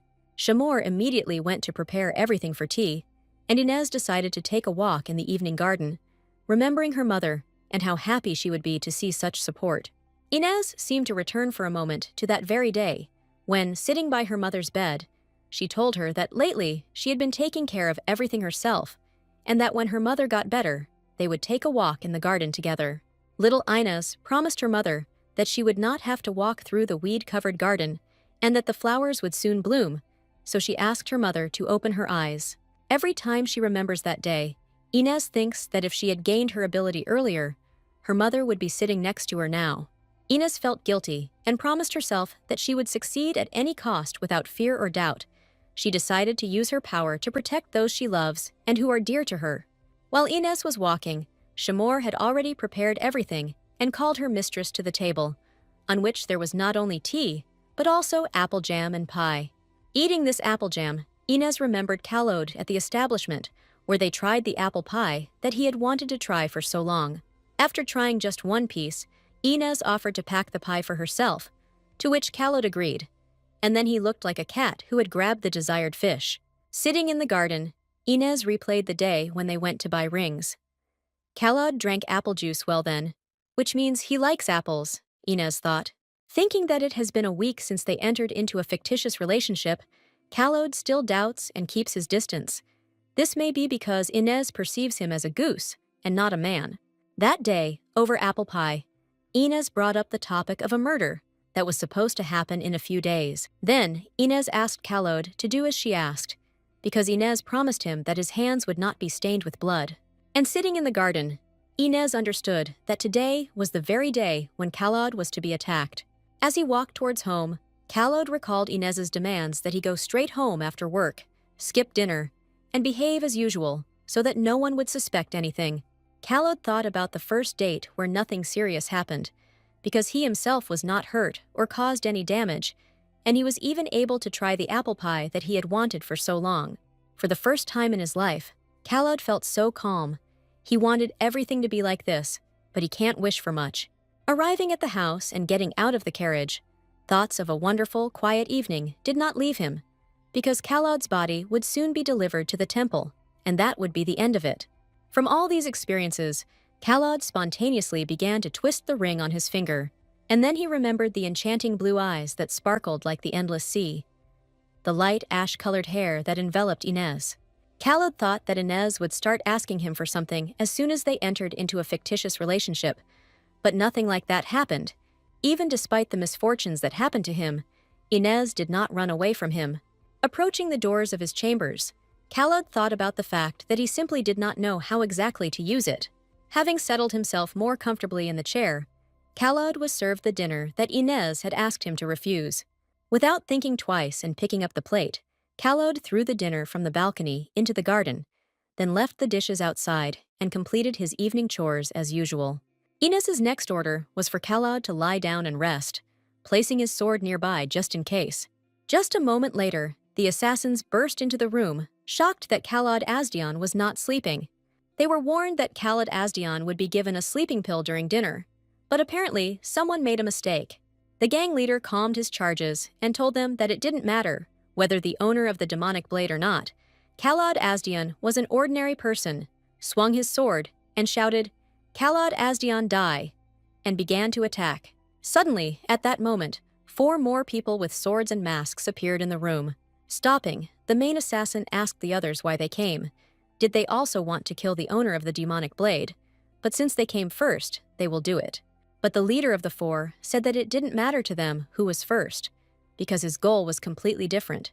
Swinging his sword, he cut the throat of one of the killers. Looking at all this, Khalod could not understand what was happening. The sword asked its owner why they were fighting among themselves. Within 2 minutes, all the killers were disarmed and killed. The leader of the 4 approached Khalod and informed him that he could sleep peacefully, since they would clean up after themselves. Khalod's hand still held the sword, which had many questions for its owner about where the killers of killers came from. Khalod looked at them and could only ask one question: who sent them? To which he heard the very expected answer that it was Lady Eldrin. And only then did he remember her words about how she would make sure that his hands did not get stained with blood. The next day, Inez had already made more than one transaction from which she received quite a lot of profit. Lately, Inez began to feel as if her abilities were stronger than before, and the range of misfortunes she could see was increasing. But she still hasn't figured out how to maintain her abilities without Khalod. But when she saved the life of her goose, she had enough time to think about this topic. Approaching the carriage, Inez asked Shamor what her schedule was. Shamor reminded her that the lady had lunch with Duchess Helios today. Having boarded the carriage and gone on about her business, Shamor asked the lady whether she would be present at the banquet on the occasion of His Majesty's birthday. With a mysterious smile, Inez thought about attending this evening with her partner, because there was no better place to present Kalod than the imperial palace. Looking at the ring, Inez came up with a brilliant plan, that when she introduced Kalod, she would no longer have to bother with explanations. But when Inez goes to the banquet, she will meet people whom she usually does not see, and would not like to see. Inez asked Shamor if her dress from Ruby Sinan's salon was ready, to which she heard the answer that it would be finished soon. Delighted by what she heard, Inez thought about how to reward the salon employees for their hard work. Meanwhile, Renee Herbert, celebrating her birthday, listened to compliments from guests about the necklace her father had brought her as a gift. Listening to the praise, Lady Rainey remembered that very tea party when Inez said nasty things to her, and no one took her side. Even after Inez left, everyone treated Lady Rainey as if she had not been there. While all the girls were talking and laughing, Lady Rani was in her thoughts. She had to make sure that there were people on her side too. When Lady Rainey was presented with gifts and compliments, she understood that everyone at the party loved her and was on her side. But as she clenched her fist so tightly, Rani wished that Inez would also feel the shame and humiliation that she had experienced that day. Rani also remembered that a few years ago, they all lived together in the Marquise's residence. But when their mother fell ill, Halo was taken away, and Rani was sad that she could not contact him. And when she succeeded, Inez humiliated her in front of all the girls, and, on top of everything else, even tried to threaten her. Rani did not understand why Inez was so restrictive in her communication with her younger brother. Most likely, Inez was afraid that Rani would become closer to Halo, because Inez's jealousy was still there when she was jealous of Rani towards her father. After thinking about all this, Rani decided to return to the conversation with the girls. They were already discussing Lady Eldrin, who was supposed to be engaged to the owner of the demonic sword. But suddenly, the topic changed dramatically, and the girls were already asking Lady Rani whether she would attend the banquet at the Imperial Palace, to which they heard a positive answer. The girls were very curious to know if Lady Rainey had picked out a dress for herself, but she told them that she was looking at fashion houses. The other girls were discussing Ruby Sannon's house.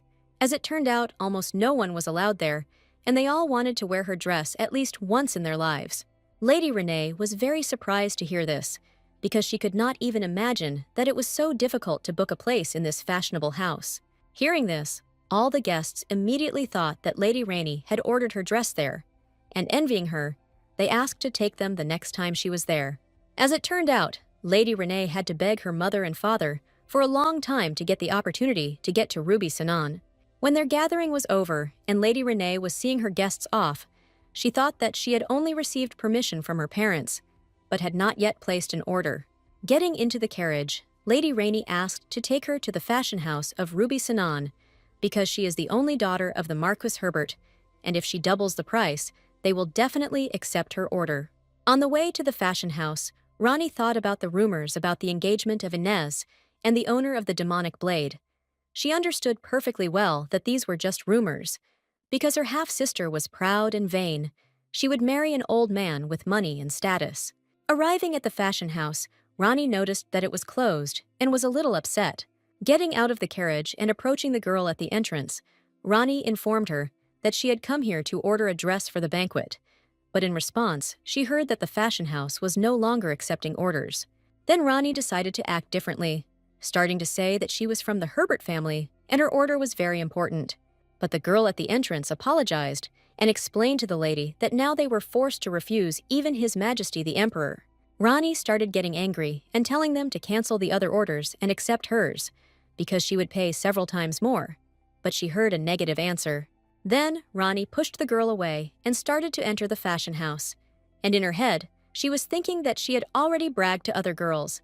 But in the end, she couldn't order a dress. Before her shone a dazzlingly beautiful dress, which she could only dream of. Pointing to it, Rani said that she was buying this particular dress, but the girl told her that this dress was not for sale because it was custom-made. Rani screamed throughout the fashion house that she would pay very well for it or personally talk to the customer, demanding the girl's name. The girl informed Lady Rainey that this beautiful dress was custom-made for Lady Inez Eldrin.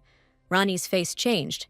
She understood that this dress cost as much as a whole set, and she would not be able to afford it. Looking at this dress, at such fine work, Rani asked to call the designer right away. but the girl explained that Mistress Eldrin sent all the employees of the house on vacation. Meanwhile, Inez, standing at the window, saw a carriage approaching in which Khaled was. She was very glad that he arrived so on time. When Khaled entered the house, he was a little surprised that only Inez greeted him, and then he asked where Halo was. A pleased Inez replied that her younger brother had gone back to the academy, so it would be just the two of them today. As he climbed the stairs, Khaled asked Inez if he really should go to the banquet. After all, everyone will hate him if he shows up, and Khaled also admitted that he has never been to such events. Inez stopped and looked at Khaled. She couldn't understand how such a handsome man had never attended such events. Khaled explained to Inez that in crowded places, the likelihood of emergency situations is much higher than on a normal day. But Inez reassured him, saying that she would be with him and he shouldn't worry about it. When the door to the room opened, Khaled was frightened by what he saw. He did not expect this at all. Entering inside, he saw a large number of different costumes, and more. Khaled began to understand for whom all this was prepared. While Khaled was looking around, Inez settled herself comfortably in a chair and announced that they were starting. The fitting of all the outfits had already lasted more than 2 hours. Inez commanded the servants what things to give to Khaled. Tired and exhausted, Khaled asked Inez to stop, as he could no longer bear it. Inez didn't understand why Khaled didn't like it, because if there were no clothes here that he liked, she suggested finishing for today and coming back to it tomorrow. After hearing this, Khaled silently turned around and endured all this bullying further. As his new hairstyle was already being decided, Inez suggested leaving the length, but making the bangs shorter. The servant immediately set to work and began combing the thick, jet-black hair, trying to style it as the mistress had ordered. Sitting opposite Khaled, Inez watched all this and waited for the final result. When everything was ready, Inez went up to Khaled and pulled out a couple of strands of hair, adding that even his face turned pink after all the changes. Having asked for a mirror, Inez thought that now with it, she would not be ashamed to show herself anywhere. When Khaled took the mirror and began to look at himself, his sword decided to speak out as well, saying that usually the owner looked like an average citizen of the country, but today he looked like a young man from a wealthy family. While Khaled was looking at his reflection, Inez's gaze fell on his sword, and she suggested not to take it to the banquet. But Khaled refused, since if he did not have the sword, he could die. Then Inez suggested that he also decorate it, and upon hearing this, the sword was glad that he was also going to the banquet. From such joy, the sword even moved a little. Inez, looking at it, noticed this and asked Khaled if this was true, and the sword added that it could also talk and called her a diamond. Inez stood a little embarrassed, because she thought that she had gone crazy and was already beginning to see things, and Khaled, looking at her, was glad that Inez did not hear the demonic sword. Then Inez ordered the sword to be decorated with a ribbon and asked Khaled if it was okay to touch it. He replied that everything was fine and it was okay, and the sword told its owner that he would allow the diamond to touch it. Then, having made a beautiful bow from the ribbons, Inez tied it onto the demonic sword. The sword asked the owner to show it in the mirror. Khaled, without thinking, took the mirror and made the sword as he wanted. Inez watched what was happening with surprise. When everything was finished, Inez informed Khaled that he could dress like that for the banquet, but asked him to arrive early in the morning, as there was still much that needed to be done. Inez also confronted Khaled with the fact that she would take all the clothes and accessories that he tried on today. Khaled glanced at this large number of things and asked Inez what for, to which she replied that it was all sewn according to his measurements, and these things would not fit anyone else. But Inez also added that if he didn't like this format of fittings, then next time she would simply buy the store, and they would meet there. Approaching Khaled and touching his hand, Inez wanted to see what misfortune awaited him next. The butler burst into the room saying that something bad had happened and reported that Marquis Herbert had arrived. Inez immediately asked him how this man had gotten into the estate, to which the butler replied that Marquis Herbert had broken in and ignored the guards. Khaled looked at Inez and did not understand what was happening, and she apologized to him and asked him to wait for her a little, since an uninvited guest had arrived. Inez headed to the first floor of the house, thinking how good it was that Hilo had returned to the academy and how the Marquise had dared to show up at her place. Downstairs, Inez was met by an angry Marquis, who scolded her for keeping him waiting, then began to talk about her success in investing. Inez looked at these two and felt disgusted by them. She asked the Marquise why he came here. In a serious and forceful voice, he said to give up the dress that Inez had ordered from Ruby Sinan. Hearing such a statement, Inez was stunned, because this man, who did not come to his wife's funeral, came to her because of some dress. Modest Rani stood behind the Marquis and said that her sister could have given up the dress to her, or at least left a chance to place an order. The Marquise ordered Inez to bring the fashion house employees back from vacation if she could not give up the dress, to which Inez replied that the Marquise himself could bring the employees back. With a smile on her face, Inez explained to him that even if she brought the employees back, they would hardly accept the order, and added that Marquise still took things too simply. This angered the Marquise even more. He began to shout at Inez and say that she had no right to talk to her father like that. But Inez said that there is no father here. There is only a man who abandoned his children because he did not want to pay child support, and will this man be able to afford Ruby Sinan's dress?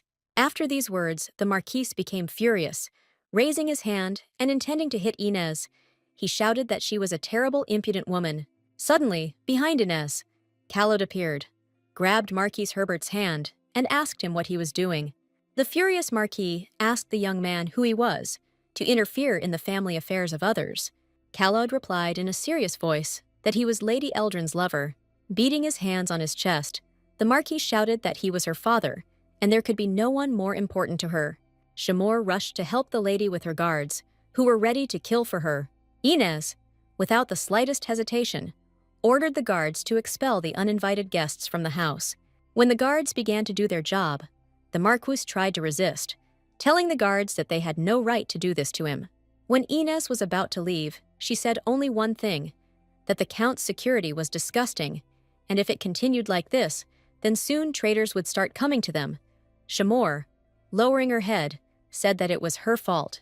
The Marquis shouted after him that their conversation was not over yet, and he would find a way to finish it. Going outside, where there was complete silence and the wind was blowing through Inez's hair, she suggested to Khaled that they take a walk in the garden. Khaled asked Inez if he had done the right thing by intervening, to which she replied that he had come at just the right time. While walking, Inez glanced at Khaled, because she didn't even think that he would stand up for her. Then she began to tell Khaled that he was her biological father, and the girl who was with him was her half-sister. Looking around, Inez's thoughts were on one thing, that the Marquise was ready to visit the house of one daughter only because the other was unable to buy a dress in a famous fashion house. Inez still remembered that very day when she asked her father to help her mother, and he told the little one that it was currently difficult to cover all the costs of treatment. He also accused her of running away from home to Count Eldrin, although the Marquis tried to stop her. Then, sitting in the snow, Inez listened to the most terrible words, that if she left the estate again, the Marquise would not consider her his daughter.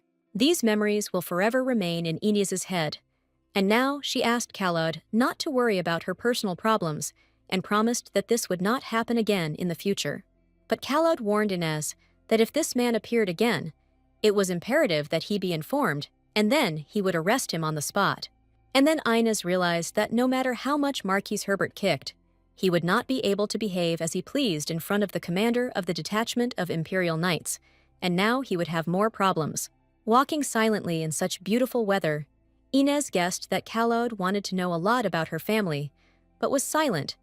But suddenly, the silence was broken, and Khaled asked about the banquet and what he needed to do. After this question, Inez began to tell in detail about their actions, that when they appear at the party, all attention will be only on them. It is not necessary to talk to everyone, and therefore she asked Khaled to just focus on her. Looking into his fiery eyes, she asked if Sir Khaled was ready to become her beloved lover. The long-awaited evening had arrived. Many guests were already at the ball, and were discussing the sensational news about the engagement of Lady Eldrin and Khaled Asdian. Everyone was tormented by the question of why she had given preference to the owner of the demonic sword. People said all sorts of things, and that's why various rumors appeared. For example, that Khaled Asdian was a murderer, or that some considered him cursed. Then, noticing the young Asdian, the girls decided to ask him about his older brother's engagement, and whether it was true that Lady Eldrin personally visited their estate. Hearing the questions from Dihat was disgusted, because he was already upset to death about what was happening, and she kept talking about his bastard Bart. But he told the girls that Lady Eldrin had indeed visited their estate, and he was not sure about the rest, and he could assume that rumors would soon circulate about their separation. Dihat hoped for their separation, because this bastard was like a leech in their family. It was obvious that his parents were commoners, and now he was the successor of the family. But Dihat was not upset, because soon the bastard would be taken away by the temple. Then he told the girl about his brother's lousy character, and that he would not be with Lady Eldrin for long.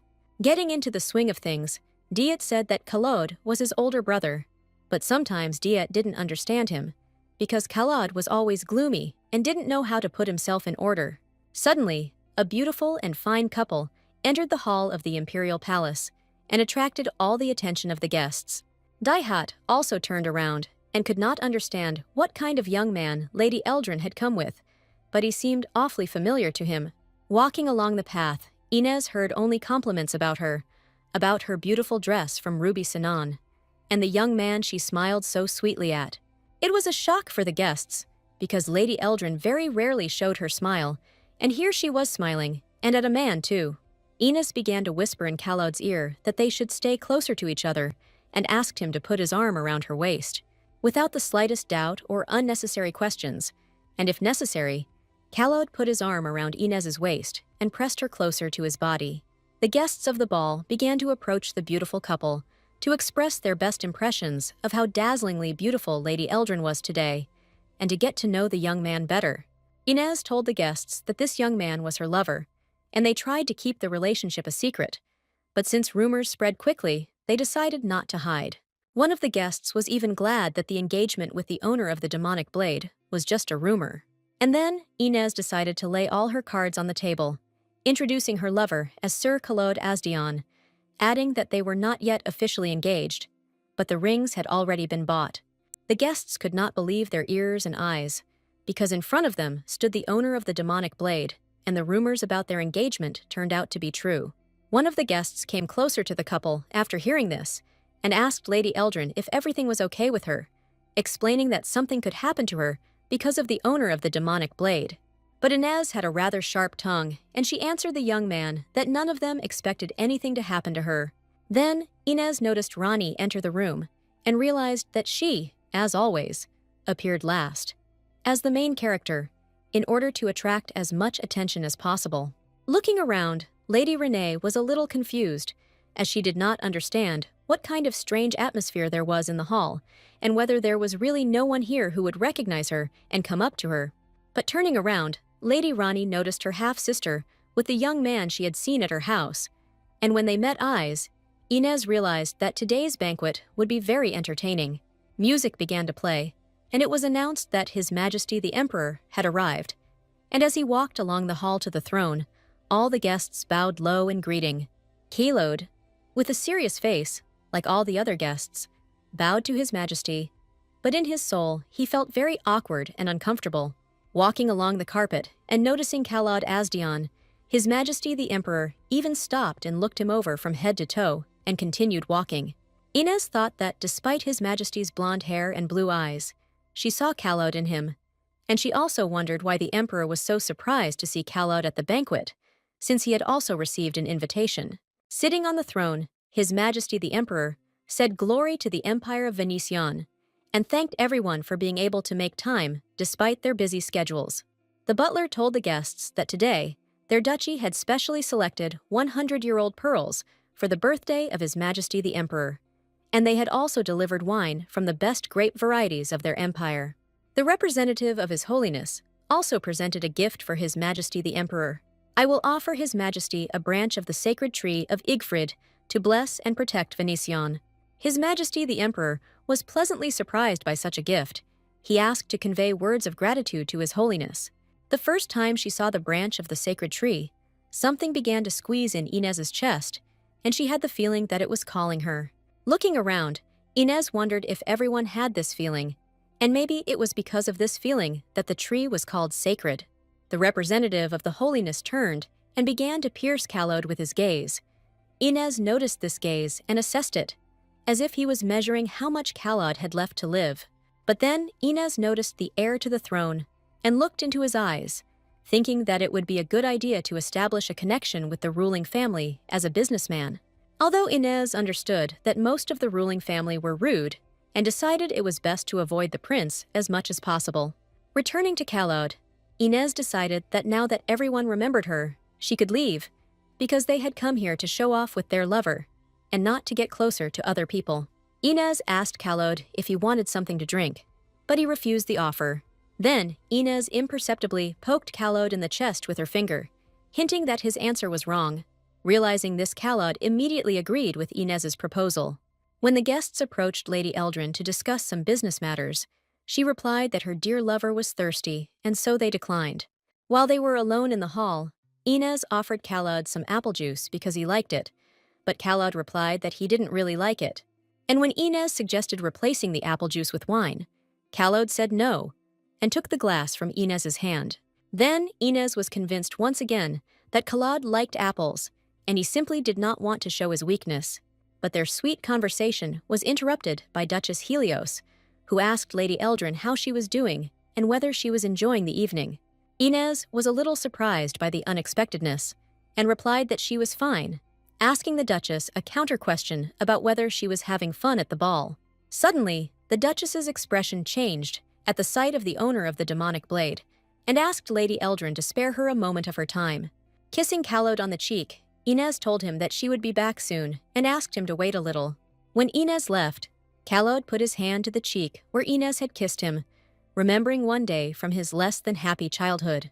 That day, while sitting at the dining table, Kalod accidentally touched Dihat. He did not like it, and Dihat asked his mother to seat him in another place. But his mother made a different decision, telling Kalod that from now on he would eat in his room. Still holding his hand on his cheek, Kalod wondered if Inez found him repulsive. Standing to the side, Kalod continued to wait for Inez. But suddenly, the sword informed him that Dihat's henchmen were heading towards him. And the sword was not mistaken. 3 young men approached, saying that they were excited when they heard about the owner of the demonic blade. But they found out that Kalod was nothing, and who he was to be with Lady Eldrin. Kalod looked at them with an imperturbable gaze, and the sword told the owner that these guys were simply jealous of him, because their diamond was very popular. They continued to talk about how Kalod had simply bribed Lady Eldrin to please her, assuring him that it would not last long due to him bringing misfortune. But suddenly, the sword sensed that Dihat was also heading towards them, and offered to hit him in the face once and then run away. Dihat stood in front of Kalod and informed him that no matter whether he was the commander of the knights or someone else, Dihat would surpass him and crush his calm here and now. Then Dihat began to talk about what his family had lost because of a bastard like Kalod, but their problems would be solved when he was taken to the temple, and he should leave Lady Eldrin alone so as not to bring trouble. Kalod came even closer to Dihat and suggested an experiment to see if his misfortune could be passed on to another. Taking the demonic blade in his hands and handing it to Dihat, Kalod said how funny it would be if they were unhappy together, and Dihat became the next owner of the demonic blade. Dihat's men ran away in fear after such a proposal, and Dihat himself, in a panic, promised Kalod that they would talk about this situation at home. The sword was outraged by the master's proposal, but Kalod explained to him that if they were starting a fight, then he was obliged to do something similar. Duchess Helios asked Lady Eldrin about the man she came with, whether it was true that he was the owner of the demonic sword. Inez silently nodded her head. Then Duchess Helios explained the reason why she had called Inez. She wanted to discuss some deal. But suddenly, they heard some kind of squabble, and the Duchess assumed that someone had gotten along. Inez also looked around and wondered who had the audacity to come to such a place and start a fight, who had no manners. But when she noticed Kalod and the crowd of guys, Inez couldn't believe that they were talking about her goose. Inez's eyes lit up, because if something bad happened, they would really be discussed for a very long time. Then Inez suggested to the Duchess to postpone this conversation until next time, unless of course there was no urgency in it. The Duchess felt uneasy, realizing that she was greatly delaying Lady Eldrin, but Inez reassured the Duchess, saying that she was simply worried about Kalod. These words surprised the Duchess very much, because she guessed that Inez entered into a relationship for some reason, but it turned out that Kalod Asdion really cared about her. After these words, Inez realized that the Duchess was very smart, but she confessed to her that she herself did not think that she could fall in love with someone so much that she would go head over heels. Then Duchess Helios did not dare to detain Lady Eldrin and let her go quickly to her lover. Returning to Callode, agitated, Inez immediately asked what had happened, but Callode replied that everything was fine, and then Inez suggested going out onto the terrace to get some fresh air. Walking out onto the terrace and looking into the void, Callode asked Inez if she regretted it, since she herself could see very well what people thought of him. But for Inez, such a reaction was expected. She was more concerned about why Callode was so unsure of himself or whether he wanted Inez to abandon him. But that was impossible. Inez encouraged Callode, telling him that he had done a great job and that it was better to seem crazy than good-natured, and that she did not regret it one bit, but on the contrary, was glad that Callode had accompanied her to the banquet. Throughout the evening, Inez realized that people were afraid of Callode, so the number of those spreading rumors would decrease after today's banquet. Looking at Callode, Inez admitted that she had no reason to break the contract first, although she still did not understand what was troubling him so much. Clenching his hand into a fist, he asked Inez the only question. Why was she doing this to him, since he understood that it was all a game? Inez had a lot of thoughts in her head. She didn't understand why Callode thought that she couldn't be kind without a reason, and no matter how much Inez supported him, it wasn't enough for him. Then Inez decided to confess, and told Callode that he was her type. Running her hand through his hair, she explained that she had a thing for handsome men, and that today he looked especially handsome. And abruptly changing the subject, Inez said that she saw Dihat Asdian and asked him to tell her what happened between them. Reluctantly, Callode had to admit to Inez that when the argument arose, he had to say a few kind words to Dihat. After this, Inez asked Callode if he wanted to move out of the Asdian house, as she could help with this matter.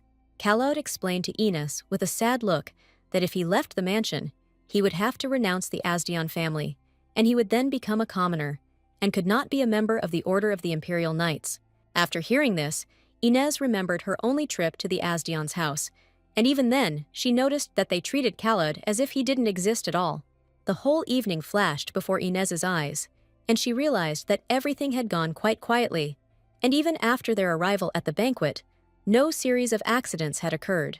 Even after Inez kissed Callode on the cheek, nothing unusual happened. Coming closer to Callode, hugging him and pressing him closer, Inez said that she needed to make sure of something.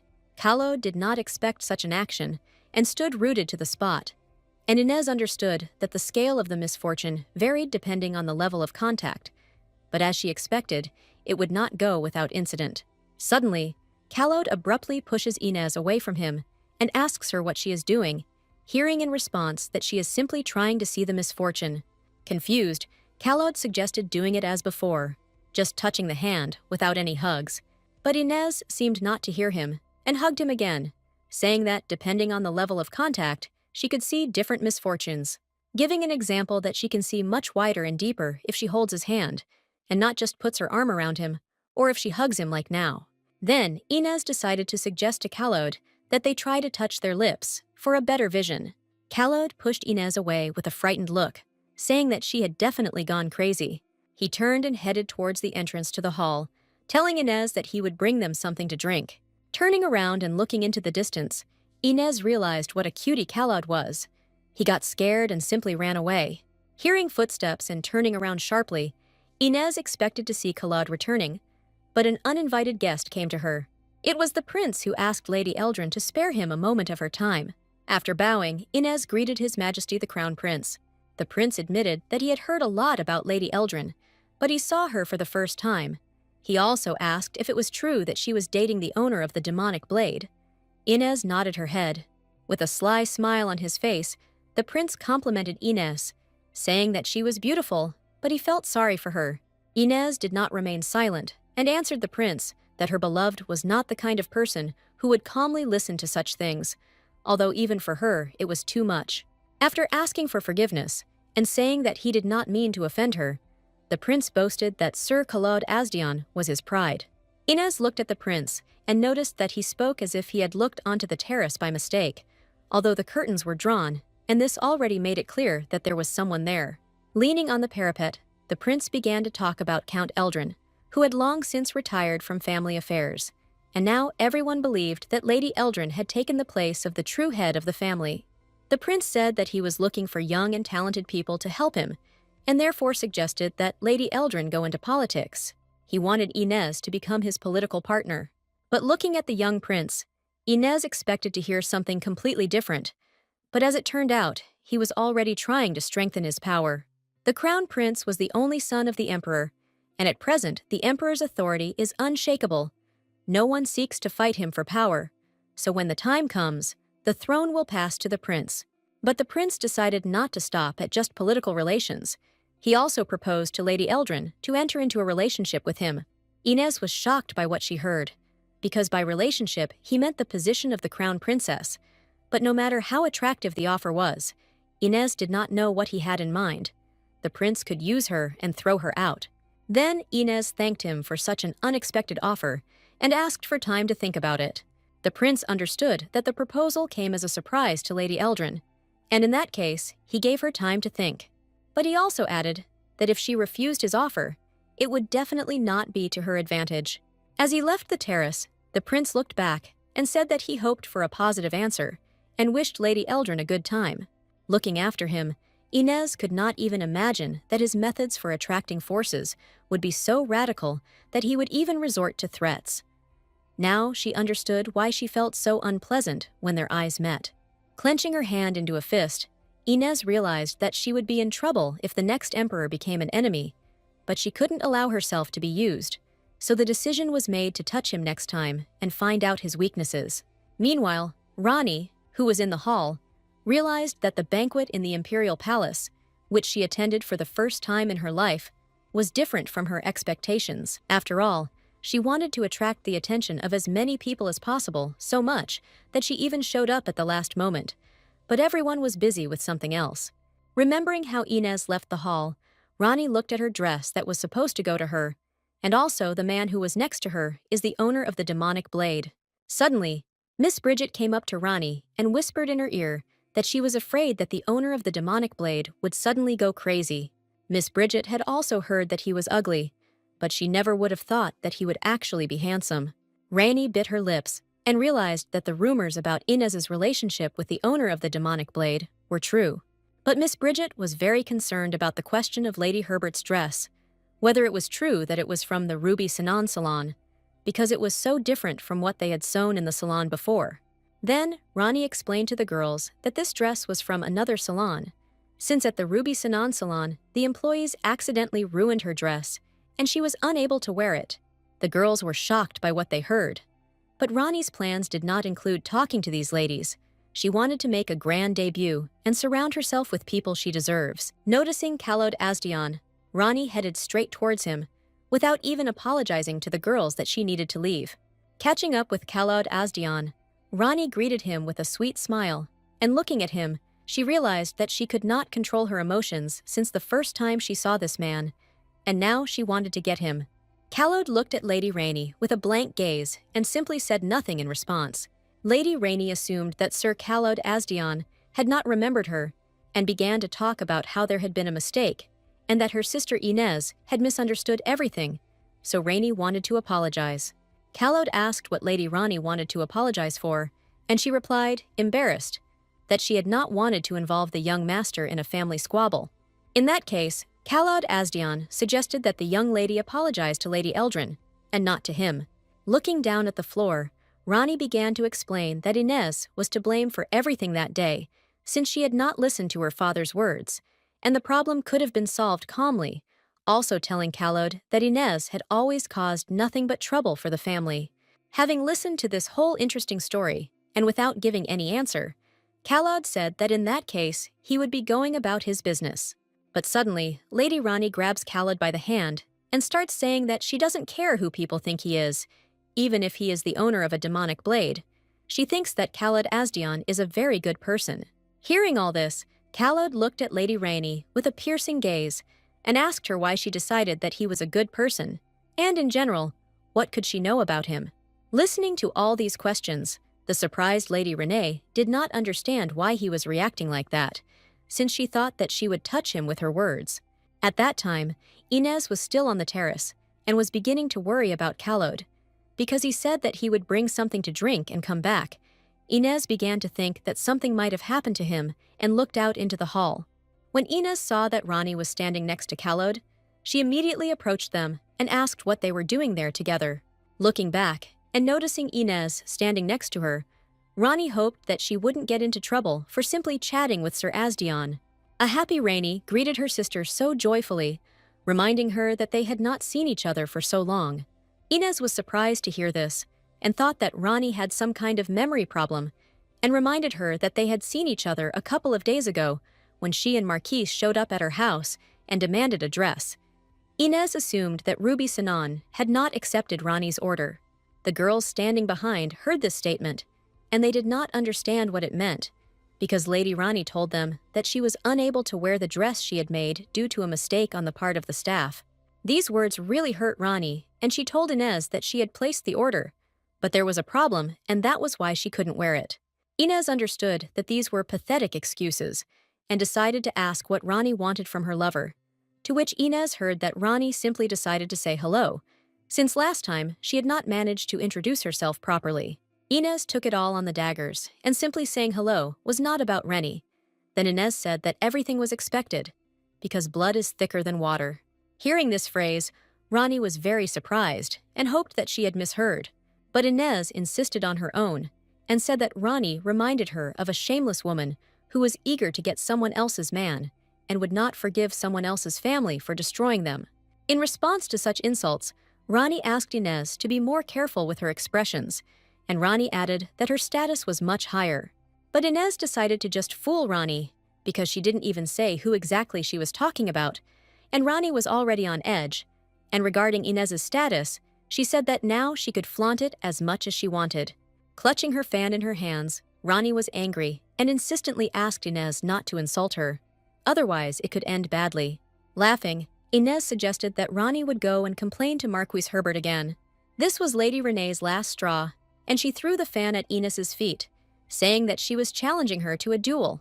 A duel with a lady involved a sword fight between their representatives, with the loser having to publicly apologize to the winner, many spending large sums to hire a representative. Inez accepted Lady Rainey's challenge without a moment's hesitation, warning that she would choose the location for the duel. Of course, Inez chose Khalod as her representative, and Ronnie had to inform about her representative 3 days before the duel. A couple of hours ago, when Inez hugged Khalod on the balcony, she had already seen the whole situation, and this was to be expected, because it would not have happened without incident. Already sitting in the carriage and heading home, Inez offered Khalod half of the profits if he became her representative. But like a true gentleman and lover of Lady Eldrin, Khalod advised that this was not necessary. But Inez asked Khalod not to refuse the offer so easily, because she already felt that they would be the ones to hit the jackpot. Inez approached Khalod and suggested that imperial support alone was not enough to lead the knightly order, and she would like to help with this. And Inez also warned Khalod that on Lady Ronnie's side, there would be a person no less talented than he. The next day, sitting in the office, Inez thought that the duel was a very good idea for Ronnie, and it would be nice to break her and win, because it would attract a lot of attention from people. Suddenly, Inez came up with the idea of opening her own business that would attract a large number of people from the community, and then she decided to put up stands for spectators, charge admission, and then promote the new business and product. Once Inez received approval from Khalod, she immediately got down to business because she needed to develop a product to advertise the duel. Arriving at a store where a huge amount of cosmetics was sold, Inez wanted to give preference to this particular one the last time. But after looking at all the shelves, she realized that nothing had changed since her last visit here, and the quality of the goods was mediocre for the price, and there were not as many items as she would like. Inez understood that the market was monopolized by a few companies. It was not that big, and therefore the cosmetics market was not attractive to businessmen. Although Inez remembered one of the misfortunes she had seen, namely that the cosmetics business would grow so much. Continuing to look at the different bottles, Inez knew that the cosmetics market was destined for success, but she did not understand what had served as the impetus for it. For Inez, the most important thing was to differentiate herself from existing products and create that new product that would revolutionize the entire market. Suddenly, Inez heard a young girl asking to tell the consultant about her new product, otherwise he asked her to leave the store. But the girl insists on her own and promises not to take up much time, holding out her product so that she can at least just look at it. But the consultant pushes the girl's hand away and asks her not to interfere. As this happens, the girl's new product slips out of her hands and falls right in front of Lady Eldrin's feet. Shamor immediately picks up this product from the floor and gives it to the lady. After examining it, Inez could not understand what it was. Then Inez told the girl that she had her product in her hands. The girl came closer, thanked the lady, and taking her thing, accidentally touched Inez's hands. And then Inez saw that the cosmetics market had grown significantly after the launch of the girl's products. But if she had received more investment, she would have been more successful. Inez asked the girl for forgiveness for accidentally touching her, but in her thoughts, there was only one thing: that the man who would set the market in motion had come to her himself. Inez immediately decided to ask what the sweet girl had dropped, but she had not yet had time to answer. The consultant immediately warned that if they were not going to buy anything, they could leave the premises right then. Looking at this poor consultant, Inez told her that lately in department stores, you have to pay even just to be in them, and ordered Shamor to buy something. Shamor, addressing the lady by her first and last name, immediately went to make a purchase, when suddenly the consultant's face changed, because she contradicted Lady Eldrin herself. Now Inez suggested that the girl talk in private, but she could not believe her ears that Mistress Inez Eldrin was standing before her. The girl, handing over her business card to Lady Eldrin, introduced herself as Lachette Solea, adding that she had her own small business. And then Lachette started talking about her product, that when they were developing it, the most important priority was convenience, so that the product could be easily taken with you anywhere. Inez knew this was a fantastic product, a lip product that she could easily carry around. It was exactly what she was looking for. Lachette also explained to Lady Eldrin that they had not yet found a distribution route or established large-scale production, as there was no normal investment. To be completely sure, Inez decided to test the girl again, asking Lachette if there was a need to engage in mass production, since it was currently difficult to distribute their product. With a confident voice, and without the slightest hesitation, Lachette laid everything out on the shelves, explaining that they have been studying market trends and producing cosmetics for more than 5 years, and this product will turn the market upside down, and she also wants to lay a solid foundation so that there are no slumps in the future. Meanwhile, trying the product, Lachette Inez admitted that she likes people with ambitions, because to achieve success, you need to want it. After trying the lipstick, Inez approved of the product. Then Lachette started talking about investing, but Inez immediately interrupted her, saying that she won't invest, she'll just buy them. Because if Lachette gets to the top, Lady Eldrin will give her full support, and the next time the consultant will be begging her to enter the store. Lachette thanked Lady Eldrin for such kind words, but to her own shame, she admitted that she had gone into great debt during the development of the product. Inez laughed and revealed Lachette's terrible secret that when you start your own business, debts are inevitable, so she was ready to pay off all her debts. Inez asked Lachette where she got the money, from a bank or somewhere else. Waving her hands, Lachette said that she did not take anything from the bank, but took it from the financial company Amon.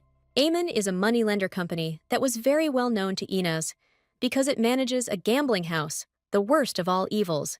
Lachette admitted that she took 300,000 from them, but then she was told that taking into account the interest, her debt increased to 500,000, and at the moment the interest has increased even more. Inez knew that turning to Amon was not the best decision, but she herself once had no choice but to go there. So now she was ready to pay off Lachette's entire loan, but on one condition, that she would lead her to the top. Surprised, Lachette asked why Lady Eldrin would agree to this step. Looking at Lachette, Inez replied that she believed in its profitability, but in her mind, Inez had no idea why she was so honest with people she was seeing for the first time in her life. With her arms folded across her chest and a serious voice, Inez asked Lachette if she was sure that she could lead the business to success, because Inez was confident in her proposal, and if she agreed to sign the contract, she would live her life without needing anything. After this, Lachette's eyes lit up, and she promised Lady Eldrin that she would lead her to the top. Once outside, Inez suggested that Lachette make herself comfortable in the carriage. Shamor asked the lady where to take them. Inez asked to take them to the Aman Financial Company. Rumors had already begun to circulate in the Asdian household that Lady Herbert had challenged Lady Eldrin to a duel, even saying that this duel was for a man, and that the one who would win would get him. Listening to all this gossip, Khalad dreamed only of a quiet life, and now he himself has become a representative in the duel. Khalad recalled Inez's words that this was a very profitable offer, and half of the profit she mentioned would be a good help for the third detachment of knights, which lacked finances. Besides, Khalad was ready to fight with any opponent, because before he took the demonic chi in his hands, he often participated in sparring in the first squad. But that was before, and now that he was the commander of the third squad of knights, Khalad had no time for fencing due to business, because the third squad occupies the lowest position among the knights. While thinking about work, Khalad couldn't get the thoughts of Inez out of his head, saying that she was a sucker for handsome men, and that Khalad looked especially handsome today. Arriving at the appointed place, Khalad told his knights about the plans, that today their main goal was the gambling house of Aman. As Khalad was informed, there are illegal drug deals going on there, and their goal is to catch the deal in progress and arrest those involved, so they need to be focused. Before they had time to enter, his knights noticed that the first bet was already beginning, with the stake being 1.8 million prules. The knights were shocked by the amount they heard, and began to calculate how many years it would take them to earn this pile of money.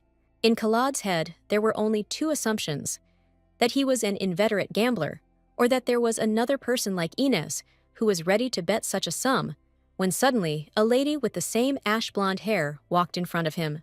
Sitting down at the gaming table, Hamad asked Inez if she would regret it later, but Inez was confident and replied that she had to wait until the end of the game to find out. But half an hour before the game, a lot of interesting things happened. For example, Hamad, the head of Aman, did not expect to meet Mistress Inez Eldrin as his guest. After greeting each other, Hamad reminded Inez that many years had passed since their last meeting, but Inez did not stand on ceremony for long, and explained to Hamad that she had come to him on Lachey's business and intended to pay off her debt in the amount of 300,000 prules. Hamad laughed, because if the principal amount of the debt is 300,000, taking into account the interest, this amount increased to somewhere around 900,000. Inez asked Hamad if this was written down anywhere, to which he replied that everything was written down in the document. If a person did not repay the debt, the interest would double. But for Inez, it was all familiar, and as it turned out, no matter how many years pass, nothing changes. In the past, Hamad really annoyed Inez, and therefore she gave everything he asked for. And this nasty look that is desperately trying to get a higher interest rate continues to deceive naive people. Inez told Hamad that 900,000 was not such a big sum, but in Inez's subconscious, she was not ready to give even one prule to a scumbag like him. Taking out the check and starting to write it out, Inez said that according to rumors, Hamad had recently lost a lot of money, and she hoped that the gambling house and gambling had nothing to do with it. Hamad chuckled and reminded Inez that he had once been a very famous man. Having written a check for 900,000, Inez invited Hamad to argue with her, having told him the rules, that the base bet would be 900,000, and that the loser would be fined another 900,000, and the final amount would be 1.8 million. Hamad's eyes lit up at this proposal, and he agreed. Inez suggested shaking hands, so that everything would be fair and without deception. When the table was set and the players took their places, Hamad gave Lady Eldrin the opportunity to start the game first. Throwing the dice and taking her first card in her hand, Inez could not believe that she was already seeing misfortune. The spectrum of her ability was really expanding. As it turned out, Hamad was rigging the dice, but Inez didn't expect a fair match with him and came up with a way to solve this problem. It was Hamad's turn to throw the dice, and he was clearly determined to win. The dice rolled and Hamad actually won the first round. He was very happy about it because he was closer to 1.8 million. When it was Inez's turn, she picked up the dice and accidentally jerked her hand, causing the dice to fall to the floor and shatter into many pieces. After asking for forgiveness, Inez said that they now needed new dice. Hamad reassured Lady and said that he would prepare everything right away. But Inez stopped Hamad and said that the dice were the same everywhere, and they could borrow some from the neighboring table. Before throwing the dice, Inez remembered a moment from her childhood about the same gambling house Aman, Before her mother's death, Inez told her that she would not tell anyone about her ability. But after some time, Inez broke the promise she had given her. Her mother was in such a serious condition that she could not get out of bed, and the costs of treatment only grew. Count Eldrin was on the verge of bankruptcy due to the support of Marquis Herbert. Everyone refused to lend a helping hand, and Inez had no choice but to take out a loan. During those hard times, Halo was very scared, because different people often came to their house and demanded payment for the debt, and after each such visit, Halo shouted at Inez to sell the mansion for the debts. But Inez calmed her brother down every time, telling him that she would soon sort everything out. And when Inez was left with a huge debt that she could not pay, she decided to use her abilities and protect her family. Instead of going to the Aemon moneylenders, Inez went to the Aemon gambling house, and from then on, she began to actively use her ability. That's what happened this time too, a couple of easy hand movements, and Inez already had wonderful winning cards. Hamad was not prepared for the defeat, and began to accuse Lady Eldrin of cheating, since she could not have such good cards. Inez was slightly shocked by the accusations she heard, asking Hamad if he had any evidence to back this up. But Hamad insisted, banging his fist on the table and saying that this could not be. Inez began to explain to him that if she had cheated, Hamad would have lost his credibility, because he was the owner of a gambling house, which meant that people were being cheated here. These words made Hamad very angry, but leaving the table, Inez asked him not to be so kind in the future. Moving further and further away from the table, Inez also reminded him of the 900,000 bet and the 900,000 fine that Hamad had to cover by the end of the evening. Approaching Shamor and Lachey, they admired Lady Inez, telling her that they supported and believed in her victory. Then Inez suggested getting back to their business, since one problem had already been solved. But suddenly, on the second floor, Inez noticed a man who looked awfully like Khalad. Inez warned Shamor that she would go up to the second floor to meet her goose and asked the girls to wait a little. When Inez went up to the second floor, she found no one there. She couldn't understand how Khalad could disappear so quickly. After going a little further, Inez's ability worked, and she saw another misfortune of Khalad, for which he blames himself, since because of him, Inez herself will suffer. Inez, still standing on the second floor, did not understand why she should suffer, when suddenly Khalad appeared behind her and asked her what she was doing here. Turning to face Khalad, Inez began to explain to him that she had come to pay off a business partner's debt. A pleased Inez, with a smile on her face, asked Sir Khalad what he was doing in the Aemon gambling house. Khalad had barely managed to say that he was on a mission when Inez began offering her help and talking about how he had just let the criminal escape after making contact with him. Closing her eyes and waiting, Inez thought only that Khalad just needed to ask for help. But unfortunately, this did not happen. So Inez took matters into her own hands and pointed to the man in red who was on the first floor. At that moment, the Knights of Khalad came up to them on the second floor and were a little shocked to see the commander alone. Khalad immediately ordered to catch the man in red, standing on the first floor. A few seconds later, that man was already lying on the floor and screaming for these strange people to let him go. Khalad also came down to them, showed his badge, and explained to the man in red that he was arrested for drug trafficking. And at that moment, Inez noticed a new victim and, turning to Khalad, suggested that he eliminate the problem at its root. As she climbed up to the second floor, Inez realized that Hamad had a nasty side, and when she approached his office, she pulled the door handle, but it was closed. Then Khalad asked Inez to step aside a little, and with one blow, he knocked down the door of Hamad's office. When Inez and Khalad went inside, they noticed Hamad hastily collecting all his jewelry and money. Everything was as Inez expected. As soon as the knights appeared, this cowardly dog immediately rushed after his property and ran away. An enraged Hamad began to yell at Inez that it was all her doing and that she had deliberately set him up in front of the knights. But the unperturbed Inez reminded Hamad that one cannot be such a greedy person, because sooner or later everything will end badly. Hamad was in no hurry to give up his money, proving to Khalad that he had worked hard to earn it all. Khalad got tired of listening to all this nonsense, and he preferred to resolve the issue differently, hitting Hamad so that he would come to his senses. But at that moment, the huge wrought iron chandelier on the ceiling began to swing right above Khalad, and Inez had no choice but to save him. By jumping on Khalad and knocking him down, Inez saved him without thinking for a moment about her health. Having come to her senses, Inez began to examine Khalod and ask him if he was hurt, since the accident had been avoided. Having risen, the sword informed the owner that the diamond was wounded, and Khalod immediately began to ask Inez what and where was bothering her. But Inez modestly answered that there was a slight pain in her ankle. Grabbing Inez in his arms, Khalod asked her for forgiveness for such an awkward situation and said that they would now move to a quieter place and he would examine her ankle himself. But Inez reminded Khalod that Hamad was lying in the middle of the room. But in return, Khalod asked her not to worry, since his knights would take care of him. Finding a secluded spot and sitting Inez down on the sofa, Khalod asked permission to examine her ankle. Upon examination, Khalod saw small abrasions and a bruise. He immediately provided first aid and recommended that Inez see a doctor upon returning home. Inez tried to reassure Khalod that in a few days everything would be fine and the bruises would go away along with the pain. But Khalod seemed not to hear Inez, thinking that he was just lucky, because if someone else had been in Inez's place, he would have received more serious injuries.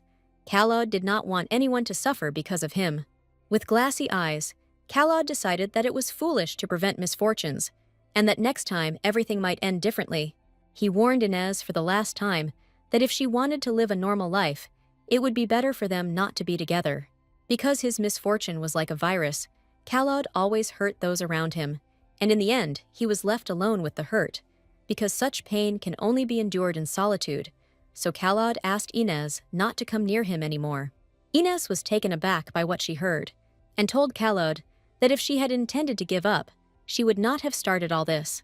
Inez began to tell Khalod that it can take a very long time to find the root cause of misfortune, and that is why people blame either themselves or others. Raising Khalod's head a little and looking into his eyes, Inez finished the very important fact that she would survive even if the whole world came to an end. After these words, Khalod no longer wanted to hope for anything. He gave up everything and fenced himself off with a wall to accept it as a given. But today, he had the feeling that for the first time, he saw someone behind this solid wall. Khalod wanted to believe for once that he would live and smile despite the misfortunes. A few days later, while going on business, Shamor handed over a letter from Lachey to Mrs. Inez, in which Lachey wrote that the production capacity was 100 pieces per day, and in a week they would be able to start production. Inez asked Shamora how the renovation of the store's interior was going, to which Shamora replied that everything was almost ready, strange as it may be for Inez, but everything was going very well. Shamor also informed the lady that Hamad had been thrown behind bars and his property had been seized, so he would not be able to get bail. This news made Inez happy.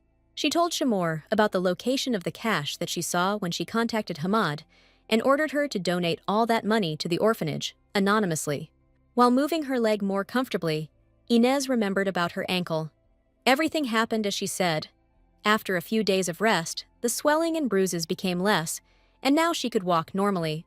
Shamor spoke out about what happened, telling the lady that this was not at all like her. After all, the lady usually solved problems without personal involvement. Inez explained that she knew from Khalod's misfortune that she herself would suffer, but she did not have time to think it over, and her body moved on its own. After such a question, Inez still thought about the fact that no matter how important Khalod was, he was not more important than herself. But why exactly at that moment? Her heart began to beat much stronger, and she rushed to defend him. But all of Inez's thoughts were interrupted by the sudden braking of the carriage. The frightened Shamor asked the lady how she was, and from the street came the voice of the coachman, who was also interested in the lady's condition, explaining that it was all because someone had suddenly jumped out in front of the carriage. At the same time, in the imperial palace, His Majesty was informed that Duke Helios had arrived. Having given the go-ahead to enter, Duke Helios greeted His Majesty, who is the son of the Empire, right at the threshold. But Heraeus asked to discard all these formalities, since he and the Duke had known each other for a very long time. Duke Helios was the Emperor's father-in-law and commander-in-chief of the Imperial Knights, and he asked His Majesty what business he had summoned him for. His Majesty asked Helios what he knew about Khalod Asdion, but he replied that Khalod was a member of the Imperial Knights. Then, His Majesty decided to suggest that Khalod Asdion might be a relative of Duke Helios. Upon hearing such a suggestion, the Duke became depressed. And His Majesty went on to say that he was very surprised when he saw Kalaud at the knighting ceremony, a man who looked very much like his late daughter. Duke Helios confirmed the identity of Kalaud Asdion with Her Majesty the Empress, as Horaeus expected, that even the Duke confirmed it. But Kalaud Asdion was not his son. Helios clarified that the duchy closely monitored relatives on the collateral line, so it would be impossible to hide the child. His Majesty recalled the day when the Empress was pregnant, because she then imagined that the child would have her face, but it turns out that Kalaud Asdion is the same age as the Crown Prince. Duke Helios was outraged. He did not understand what His Majesty wanted to say, because despite how bad his relationship was with His Highness the Crown Prince, how could he think of such a thing? And His Majesty recalled the day when the Empress gave birth. On that day, he left the palace for a while, and upon hearing the news of the birth of the child, he immediately hurried to the Empress, but she died during childbirth, and Horaeus saw his son a month later, as he was busy with the funeral of his wife. That day, the midwives and maids reported that the Empress had given birth to a baby, but they also mentioned the mark of belonging to the ruling family. But Horaeus could not understand why he could not get rid of the trembling that was running through him, why he suspected his own son and not the Empress. The day of the duel arrived. A crowd of people gathered in the knight's arena, since no one had organized such a grand duel for a long time, and the atmosphere was somehow festive. At the arena, people were asking each other who was betting on whom, and those who did not understand what was being discussed were immediately told that tickets for betting were being sold in front of the arena. Standing in the crowd of people making bets or rushing to make them, Inez knew that today she would make a lot of money. And the one who had already made his bet and taken his place of honor discussed the latest gossip about the owner of the demonic blade, saying that even though he was a representative of the Imperial Knights, he could not defeat the mercenary who lived on the battlefield. As Inez walked to her place of honor, she heard talk about Lady Herbert going to great lengths to get the Black Wolf. But Inez was only amused by this. Taking a seat in her loggia, Inez asked Shamor how things were going with the ratio. Shamor, having studied the entire table, reported that the ratio was 7-2 in their favor. Inez ordered Shamor to bet on them more, because the greater the difference, the higher the profit. The main thing is that the odds do not fall. A mercenary from Lady Herbert's side, nicknamed the Black Wolf, had already tried to provoke Kalaud, offering him to refuse the fight, since he had promised Lady Rani not to spoil the pretty face of his opponent. But in the end, he added that he would not be able to control the situation if he lost his temper, and before the situation got out of control, he suggested resolving everything amicably. Kalaud looked at his opponent as if he were a small child, reminding him that they were having a duel, not a debate. When the duelists heard that the duel had begun, their swords clashed in a fierce battle, with only sparks flying from the swords, as well as from their masters, who were determined to win. While fighting, Kalaud's head was filled with the words Inez had told him before the duel, asking him not to let it end too quickly. Inez asking Kalaud to keep his opponent on his feet longer. Kalaud tried to explain to Inez that he couldn't do that, because when it came to fencing, he wanted to fight at full strength. Inez understood Kalaud's feelings, but asked to understand the people too, when they were expecting a battle, and it was over in a minute, especially since they paid for admission, so Kalaud should provide the people with a spectacle. Kalaud knew he would have to keep his end of the bargain, since he had agreed to half of the profits Inez had offered. During the entire duel, Kalaud heard from the stands only that he was weak, that without a demonic blade, he was worth nothing, and if he was a member of the Imperial Knights, he should at least know how to use a sword. His rival also added fuel to the fire by telling the wielder of the demonic blade that he was nothing. But Kalaud could not even imagine that his opponent's skills would be so bad, as he hoped that he would fight against a worthy and stronger fighter. This whole show began to bore Kalaud, and he began to act, showing everyone what he was really capable of, stopping fighting at half strength. The spectators in the stands were horrified when they saw Kalaud Asdion corner the mercenary. The Black Wolf was hurt by this, because he did not want to give up and be disgraced in front of so many people, so he warned Kalaud that his end would come very soon. But after these words, Kalaud realized that it was time to end this whole acting game, and, having gathered his strength, he struck his opponent's sword, so that it shattered into small pieces all over the arena. Everyone began to applaud, and throughout the arena, words were heard about the victory of the owner of the demonic blade, Kalad Asdion. In other words, the winner of the duel was Lady Inez Eldrin. Kalod stood there without the slightest emotion on his face. His only thoughts were about how boring the duel had been, and whether Inez would be happy about this victory. Coming down to Kalod, Inez wiped the sweat from his face and told him what a great guy he was, and that he had done a great job of beating his opponent in the end. But now was the perfect time for Inez to advertise her new product, although Kalod was surprised by it. The girls were surprised and rose from their seats to get a better look at what exactly Lady Inez was putting on her lips. Returning back to Kalod and holding him out to her, Inez thanked him for the victory he had achieved for her sake and kissed him tenderly on the cheek in gratitude. Meanwhile, Rani was on edge and had already gone down to the joyful Inez, who not only advertised her product, but also kissed her lover in front of everyone. Inez asked Rani if she wanted to say anything to her, but Rani, as always, took everything with hostility and began to say that it was Inez who had insulted her. Looking at Rani, Inez explained to her that it was her own fault that she had taken the truth as an insult, and now she had to apologize for it. But Rani told Inez that she would never apologize for anything. Then, with her head held high, Rani turned sharply and headed towards the exit, without saying anything to Inez. Kalod looked at Inez and asked her if Rani should not have apologized, but Inez replied with a smile that this was normal for Rani. After all, if Rani had apologized, Inez would have felt somehow awkward. But now Rani had to understand that she had thrown words to the wind, since for an aristocrat, honor is equal to life. But in front of such a crowd, Rani gave up her honor, pride, and simply ran away. And when she returns, high society will not forget her actions, and Rani will regret it for the rest of her life. Returning from the duel, Inez asked Kalod if anything had happened to him recently, but Kalod asked her not to worry about him. Then, taking Kalod by the hand, Inez wanted to see what would happen in the future, while Kalod kept repeating that nothing special had happened after the chandelier fell. Looking at Kalod's tired and exhausted face, Inez understood that everything was not so good, and only then he admitted that he was tormented by nightmares. Hearing this, Inez squeezed his hand tighter. Was this all because of that situation with Dihat? She asked. But Kalod denied it.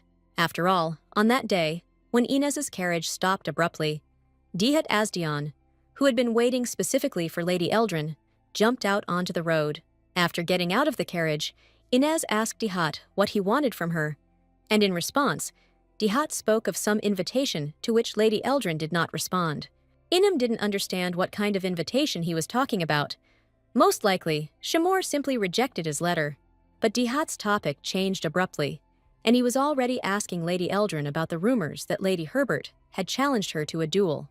Without any hesitation or shame, Dihat asked Lady Eldrin's permission to be her representative in the duel. Hearing such a proposal, Inez was shocked.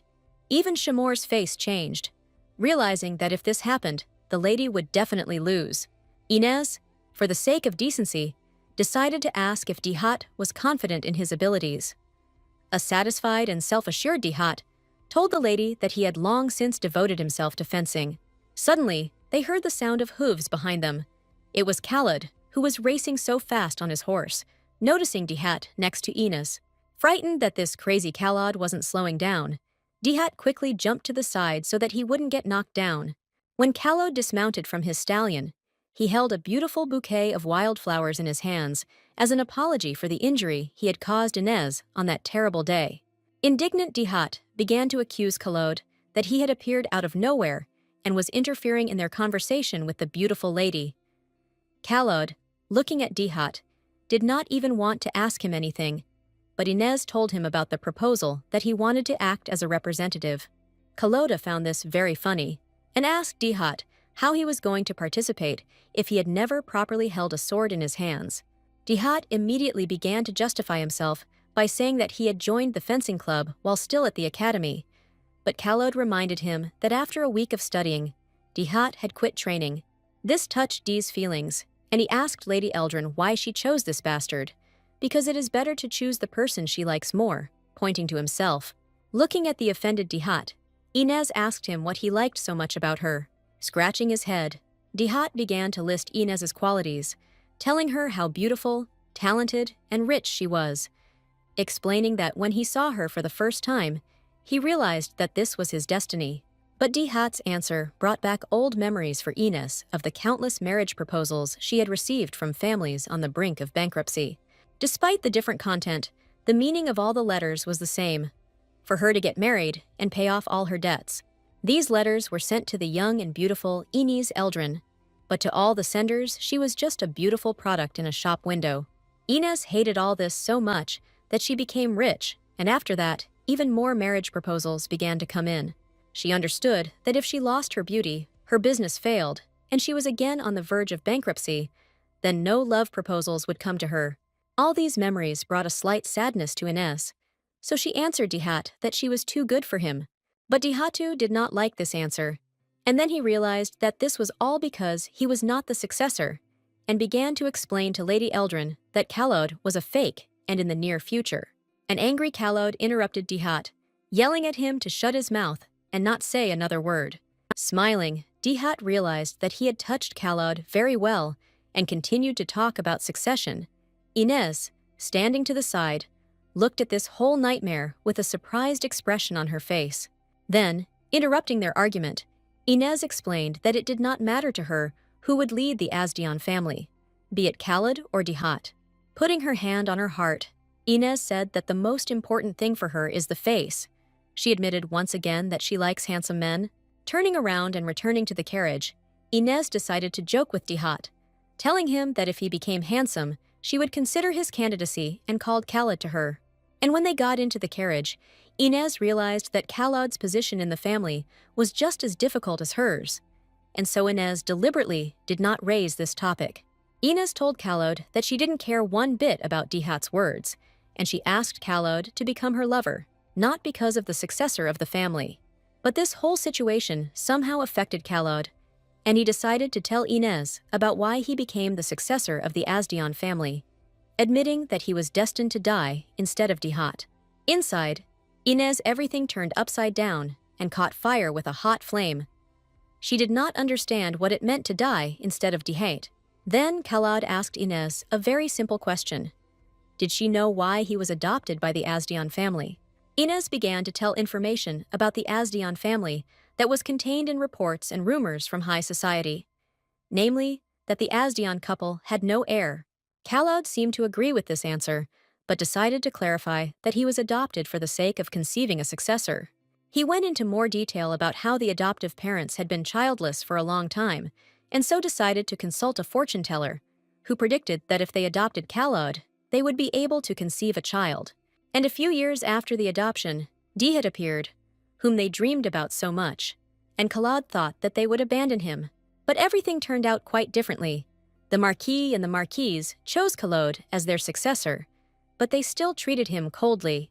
After some time, Kalaud learns of a fortune teller's prediction that the heir of the Asdian family is destined to die young. Ines's palms began to sweat from what she heard. She looked at Kalaud with a sympathetic look, realizing that they did not let Kalaud go because they wanted to avoid fate and used him for the sake of their child. Ines asked Kalaud why he couldn't renounce his right of inheritance, otherwise there might be problems with the knightly order. Kalaud said. Ines was on edge. She shouted to Kalaud that the prediction was wrong and that he would live longer than Dihat. Ines decided for herself that now that she was next to him, she would protect him and prove to everyone that Kalaud was more alive than all the living. A few days after this conversation, Ines was sitting in her office reading the news, because after the duel, she began to receive threatening letters from the Herbert family, which Ines then sent to the newspapers. Shamor distracted the lady from reading the newspaper by telling her that the Herberts had once again sent a man to get rid of the evidence. But Ines knew that this was only the beginning, and in the future, she intended to destroy the Herbert family, not only the honor of the family, but the name itself. The more Ines thought about her plan, the more she began to remember things from the past, and then she decided to go away for a break. Today was a very important day for Ines, because today was the start of sales of Eldrin Cosmetics. Arriving at the store, Ines and Shamor saw a huge line that stretched to the store, and walking past it, they couldn't believe their eyes. But suddenly, Ines notices Lachette in the crowd, and, approaching her, she asks why she is standing among all the girls. Lachey explains to the lady that because of such a long line, she could not get into the store. Lachey's eyes shone like the most expensive diamond. She told the lady that they had hit the jackpot, and she was sure that success awaited them. Inez agreed with Lachey and added that it was her merit, and that everyone came to see her product. These words gave even more motivation to Lachey, and then she decided for herself that she would no longer be afraid, and they would cope with everything. At that moment, Lachey raised her hand and shouted for everyone to move aside and make way for the creator. Chamor stood surprised as everyone stepped aside, and Inez grinned, because you couldn't tell from Lachey that she was a brave girl. But if she took out a loan from a private company, then that was brave. The girls in the store looked at all the goods and admired them, because it was the first time they used something so light, easy to use, and they thought it was a unique product. Inez, meanwhile, watched each admiring girl and thought about increasing production. But suddenly, Inez noticed two girls arguing over her product, deciding who had been standing in line since dawn and who had simply interfered with the purchase. As the head of this entire production, Inez decided to intervene in this small conflict, asking the girls for forgiveness and offering them her advice on choosing a product. Turning around, the girls could not believe their eyes that Lady Inez Eldrin herself wanted to help them. Without hesitation, the girls agreed. Taking one of the lipsticks, Inez began to tell one of the girls that a light shade would suit her fair skin, and that this particular lipstick would look great on her lips. For another girl, Inez chose a different lipstick with a special color that the girl might simply not notice, although the shade of the lipstick would go very well with her outfit. The girls immediately took the lipsticks, forgetting about their argument, and Inez was convinced that she definitely needed to take the bull by the horns while there was such a wonderful chance. Meanwhile, in the headquarters of the 3rd Night Squad, Khalad was sitting on a bench polishing his sword, but his demonic blade asked the owner if he often wears this new sword, hinting at an insult. But Khalad was in his thoughts. He remembered that very day of the duel, when for the first time someone smiled at him and kissed him in front of so many people. It was the first time in Khalad's life. Khalad still couldn't understand why Inez behaved so casually with him. What kind of incomprehensible feelings visited him when she was around? Suddenly, one of his knights appears near Khalad, who is interested in his new sword, saying that he has never seen it before, and concluding that it is very dear to the commander. Without any emotion and in a commanding voice, Khalad replied that it was a gift from his beloved. Hearing this answer, all the knights dropped their business and went straight to the commander. Everyone wanted to look at this beautiful sword given to his beloved. Showing it to everyone, Khalad thought about how Inez had previously bought him clothes.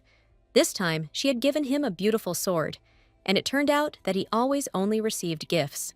Then, Khalad decided to ask his knights for advice on what they usually give their beloved, since this was also the first time in his life.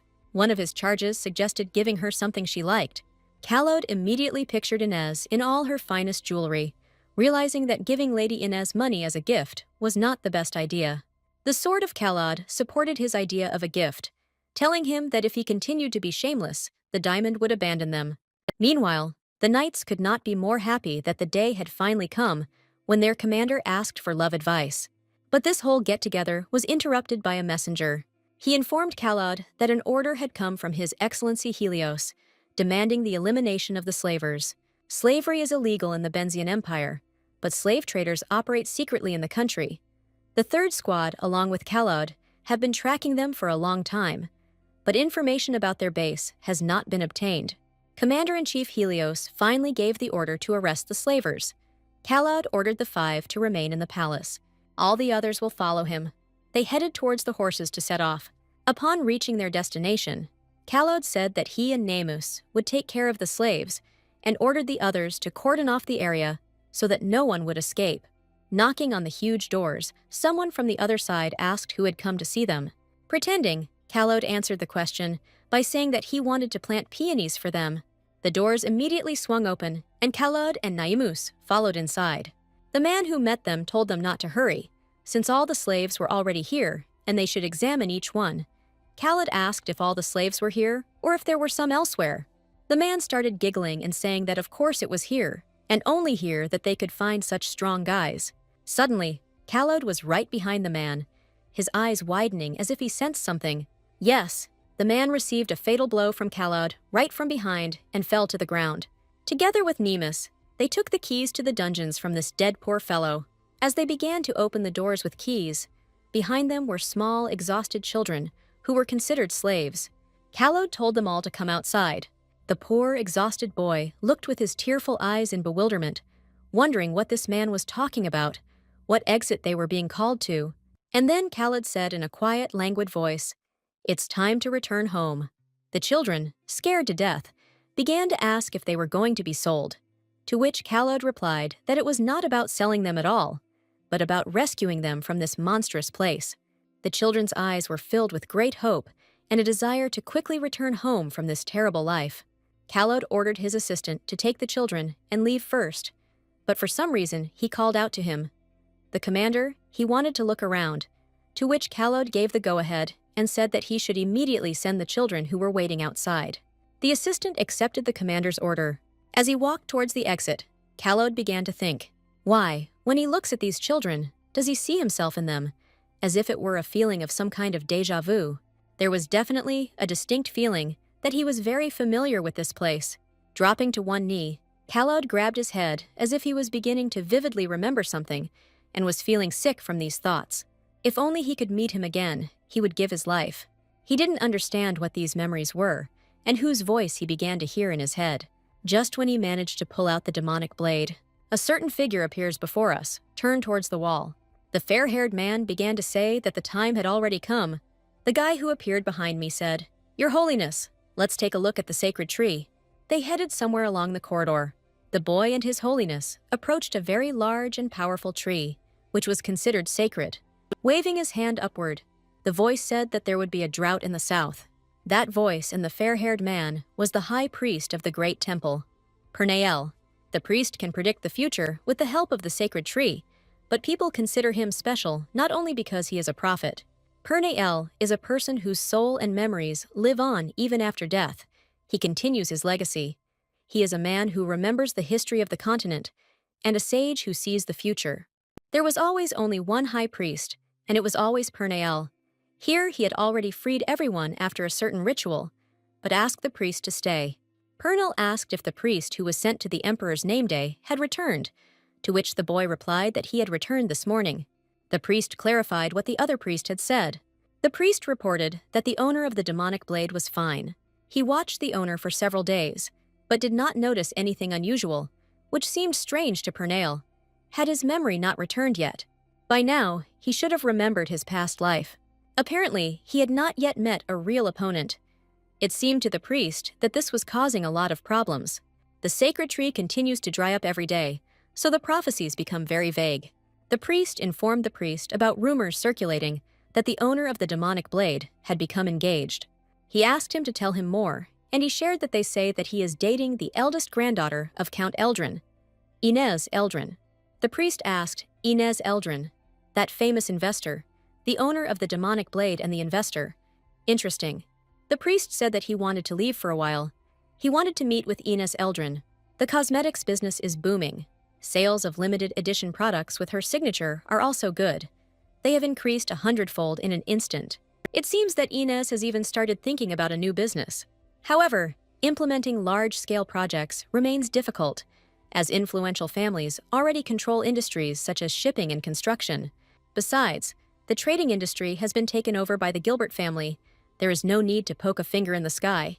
You need to approach with caution in choosing the next business. Inez asked to bring her a newspaper so she could read what they were writing in the economic column. After studying the newspaper, something seemed to bother her. One of the columns said that Inez was having a secret affair with Jared Hoffman. Are even the weeklies writing about this? Shamor began to say that in fact letters from Jared came daily, and she used to sort them. But lately there were more of them, and she felt that she should mention it. Jared Hoffman, the eldest son of Count Hoffman, the owner of a grocery store, met Mrs. Inez the year before last. The lady had a business meeting with the Count, to which Jared also came. He must have fallen in love with Inez at first sight, and since then he has persistently sent her letters, and since last year he has been proposing to her. Of course the lady kept refusing, but from time to time the lady is inundated with marriage proposals. But this bastard knows no bounds. There were times when men would spread ridiculous rumors about an affair or pretend to be her lover. But this stalker is driving her crazy. Inez even thought that maybe he should be killed. Shamor said that it is possible to make it so that there will be no traces left at all. She was really angry and didn't even realize that Inez was just joking. Shamor may be a bit harsh in her words, but they really need to do something about this. After Inez found out about the letters, it seems that he was the one who sent those suspicious gifts as well. She hoped that at least today everything would be okay. Today is the day of the date, and her lover is the commander of the knights, a trustworthy man. And if all goes well, she will be able to kill 2 birds with 2 stones. Well, how handsome this man is. Just look at those sparkling eyes and charming hair. He has already come on a date with Inez. Inez noticed his tired appearance and asked what had happened, to which Khalod replied that he had not been able to sleep. Was he having a nightmare again? Inez wondered what the hell dreams he was having, since his face was completely gone. He asked her not to worry, but how could she not worry if her lover looked so haggard? If this continues, the plan will fail due to his health problems, not because the demon sword will go out of control. Inez said that she would like to see the play and asked if Khalod would mind. He reacted rather embarrassedly, to which Inez thought that maybe he didn't want to at all, to which he said that he had never even gone to plays. Inez said that today was a great opportunity to go to the play with her. Arriving at the theater, they began to look for their seats. As we approached our seats, someone passing by said, "Die." Having already seen their places, the seat was cut crosswise. Khalod was shocked and said he would ask the staff to change their seats. Inez said that the performance was about to start, which meant that there would be no seats in the stalls. There was no way out, so they decided to go to the lodge. The stage was beautifully illuminated. The actors had already begun their performance. Inez looked at Khalod and thought that even commoners went to the theater, and apparently the Asdian couple had never taken Khalod to a play. He was as focused as a cat looking at a fish in an aquarium, and his hand was squeezing so hard. And then, Inez carefully and tenderly touched Khalod's hand with her refined hand. He immediately turned to Inez in bewilderment, and Inez called him a cutie. It's so sweet and romantic to watch them. However, Khalod did not remove his hand from hers. The actress played her role beautifully on this vibrant stage. An equally beautiful chandelier provided wonderful lighting. Oh no, it can't be. The bolts from the chandelier seemed to have started to come loose. Inez and Khalod's eyes were filled with wild horror and fear, and screams could be heard all around. A theater representative came out on stage and took a bow, apologizing for the situation with the lighting equipment. Since the situation was dire, he said that the performance had to be stopped and that a refund could be obtained at the box office. The lady immediately turned to the side. She had never seen such incidents before, and while she was with him, something strange often happened. But today's event was human work, as if someone was deliberately trying to ruin their date. Perhaps it is that same stalker who is following them. After leaving the theater, Khaled said that at first it seemed to him that the chairs had broken because of his misfortune, but something was bothering him. He told Inez that he had recently received several anonymous letters containing curses and death wishes. Inez was surprised that he didn't say anything about it, to which Khaled replied that this happens quite often. Inez was sure that he did not attach much importance to the letters, but the letters threatening him and her love letters were definitely a stalker. She immediately decided to tell him about it. Khaled asked if that meant they should catch him immediately if that happened. Inez believed that if the stalker understood their intentions, he would immediately run away. They decided to lure him and wait for the right moment. Inez and Khaled went to have a meal at one of the local establishments, where they were greeted with great joy.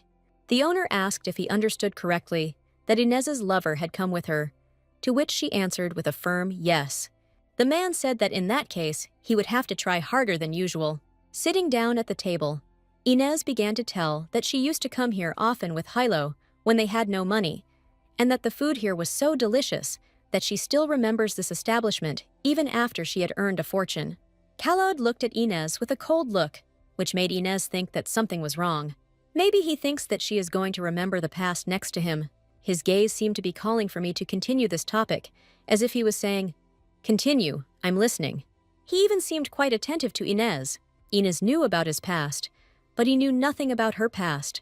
She shared that, after the divorce, the situation worsened, and now she earns well. But a couple of years ago, everything was completely different. She saved every penny, and trips to restaurants only happened on special occasions. He asked if she had the ability to see misfortunes then. Inez replied that she had, and that she had suffered greatly because of her, and that she had never spoken about it. She gained the ability when she was only 10 years old. As a child, she saw only minor misfortunes. Her father took her words as nonsense, and her mother laughed at her. And no matter how much she tried to tell her mother about the upcoming misfortunes, her mother considered it all stupidity or a coincidence. And so it was, until Inez told her mother about that very misfortune. "My father is with another woman, and since then, my life has been turned upside down." The father kicked the mother out of the house, and Marquise took her and Halo into his care. When her mother was dying, she asked Inez to keep her ability a secret so that bad people could not use it. Inez tried to keep her promise, but after her mother's death, she had no choice but to resort to her ability. She couldn't lose the rest of her family. Sometimes she regrets it, thinking that she should have started using her power earlier. Maybe then she could protect her mother. To which Khaled said that this was the best of the options. Khaled said he still regrets some things to this day. For example, that day when he took the demonic blade, and at that moment, that same stalker appeared behind his back. The stalker they had talked about earlier came to the same restaurant. Since he followed them the whole way, it means he doesn't know that they noticed him. It would be extremely awkward to turn his head and meet his gaze. Inez asked Khaled to describe the man sitting behind her. As expected, it was that same Jared Hoffman. There was an idea to detain him right now. But you can't throw away such food, and first you need to eat, and then decide. The owner approached the stalker to take the order. At the very moment when he was burning with curiosity about what the lady and her lover were whispering about, Inez and Khaled had already been served their dinner. The lady enjoyed this delicious cuisine as usual.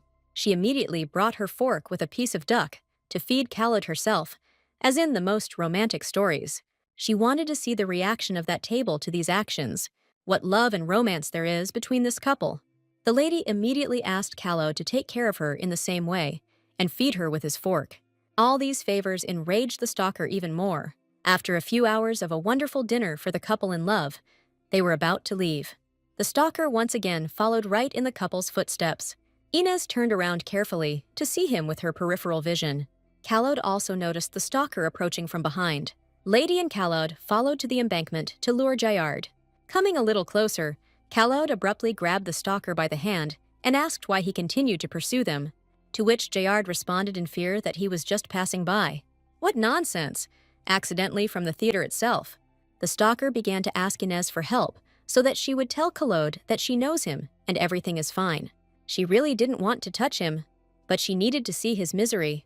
She saw that he was furious that he hadn't been able to bribe the man in the theater as he had wanted, and that they hadn't interrupted their date and had even caught him. Jayard began to make very awkward excuses, trying to put words together, but he couldn't do it. Falling to his knees in front of them, the stalker told Inez that he loved her. He continued that, even though she never responded to his letters, meeting such a monster was inexplicable. Stalker said he felt sick when he heard the news. He started shouting that he just wanted to talk, and they called him a stalker. Khaled immediately grabbed the scoundrel by the collar. Khaled knows bastards like Jayard.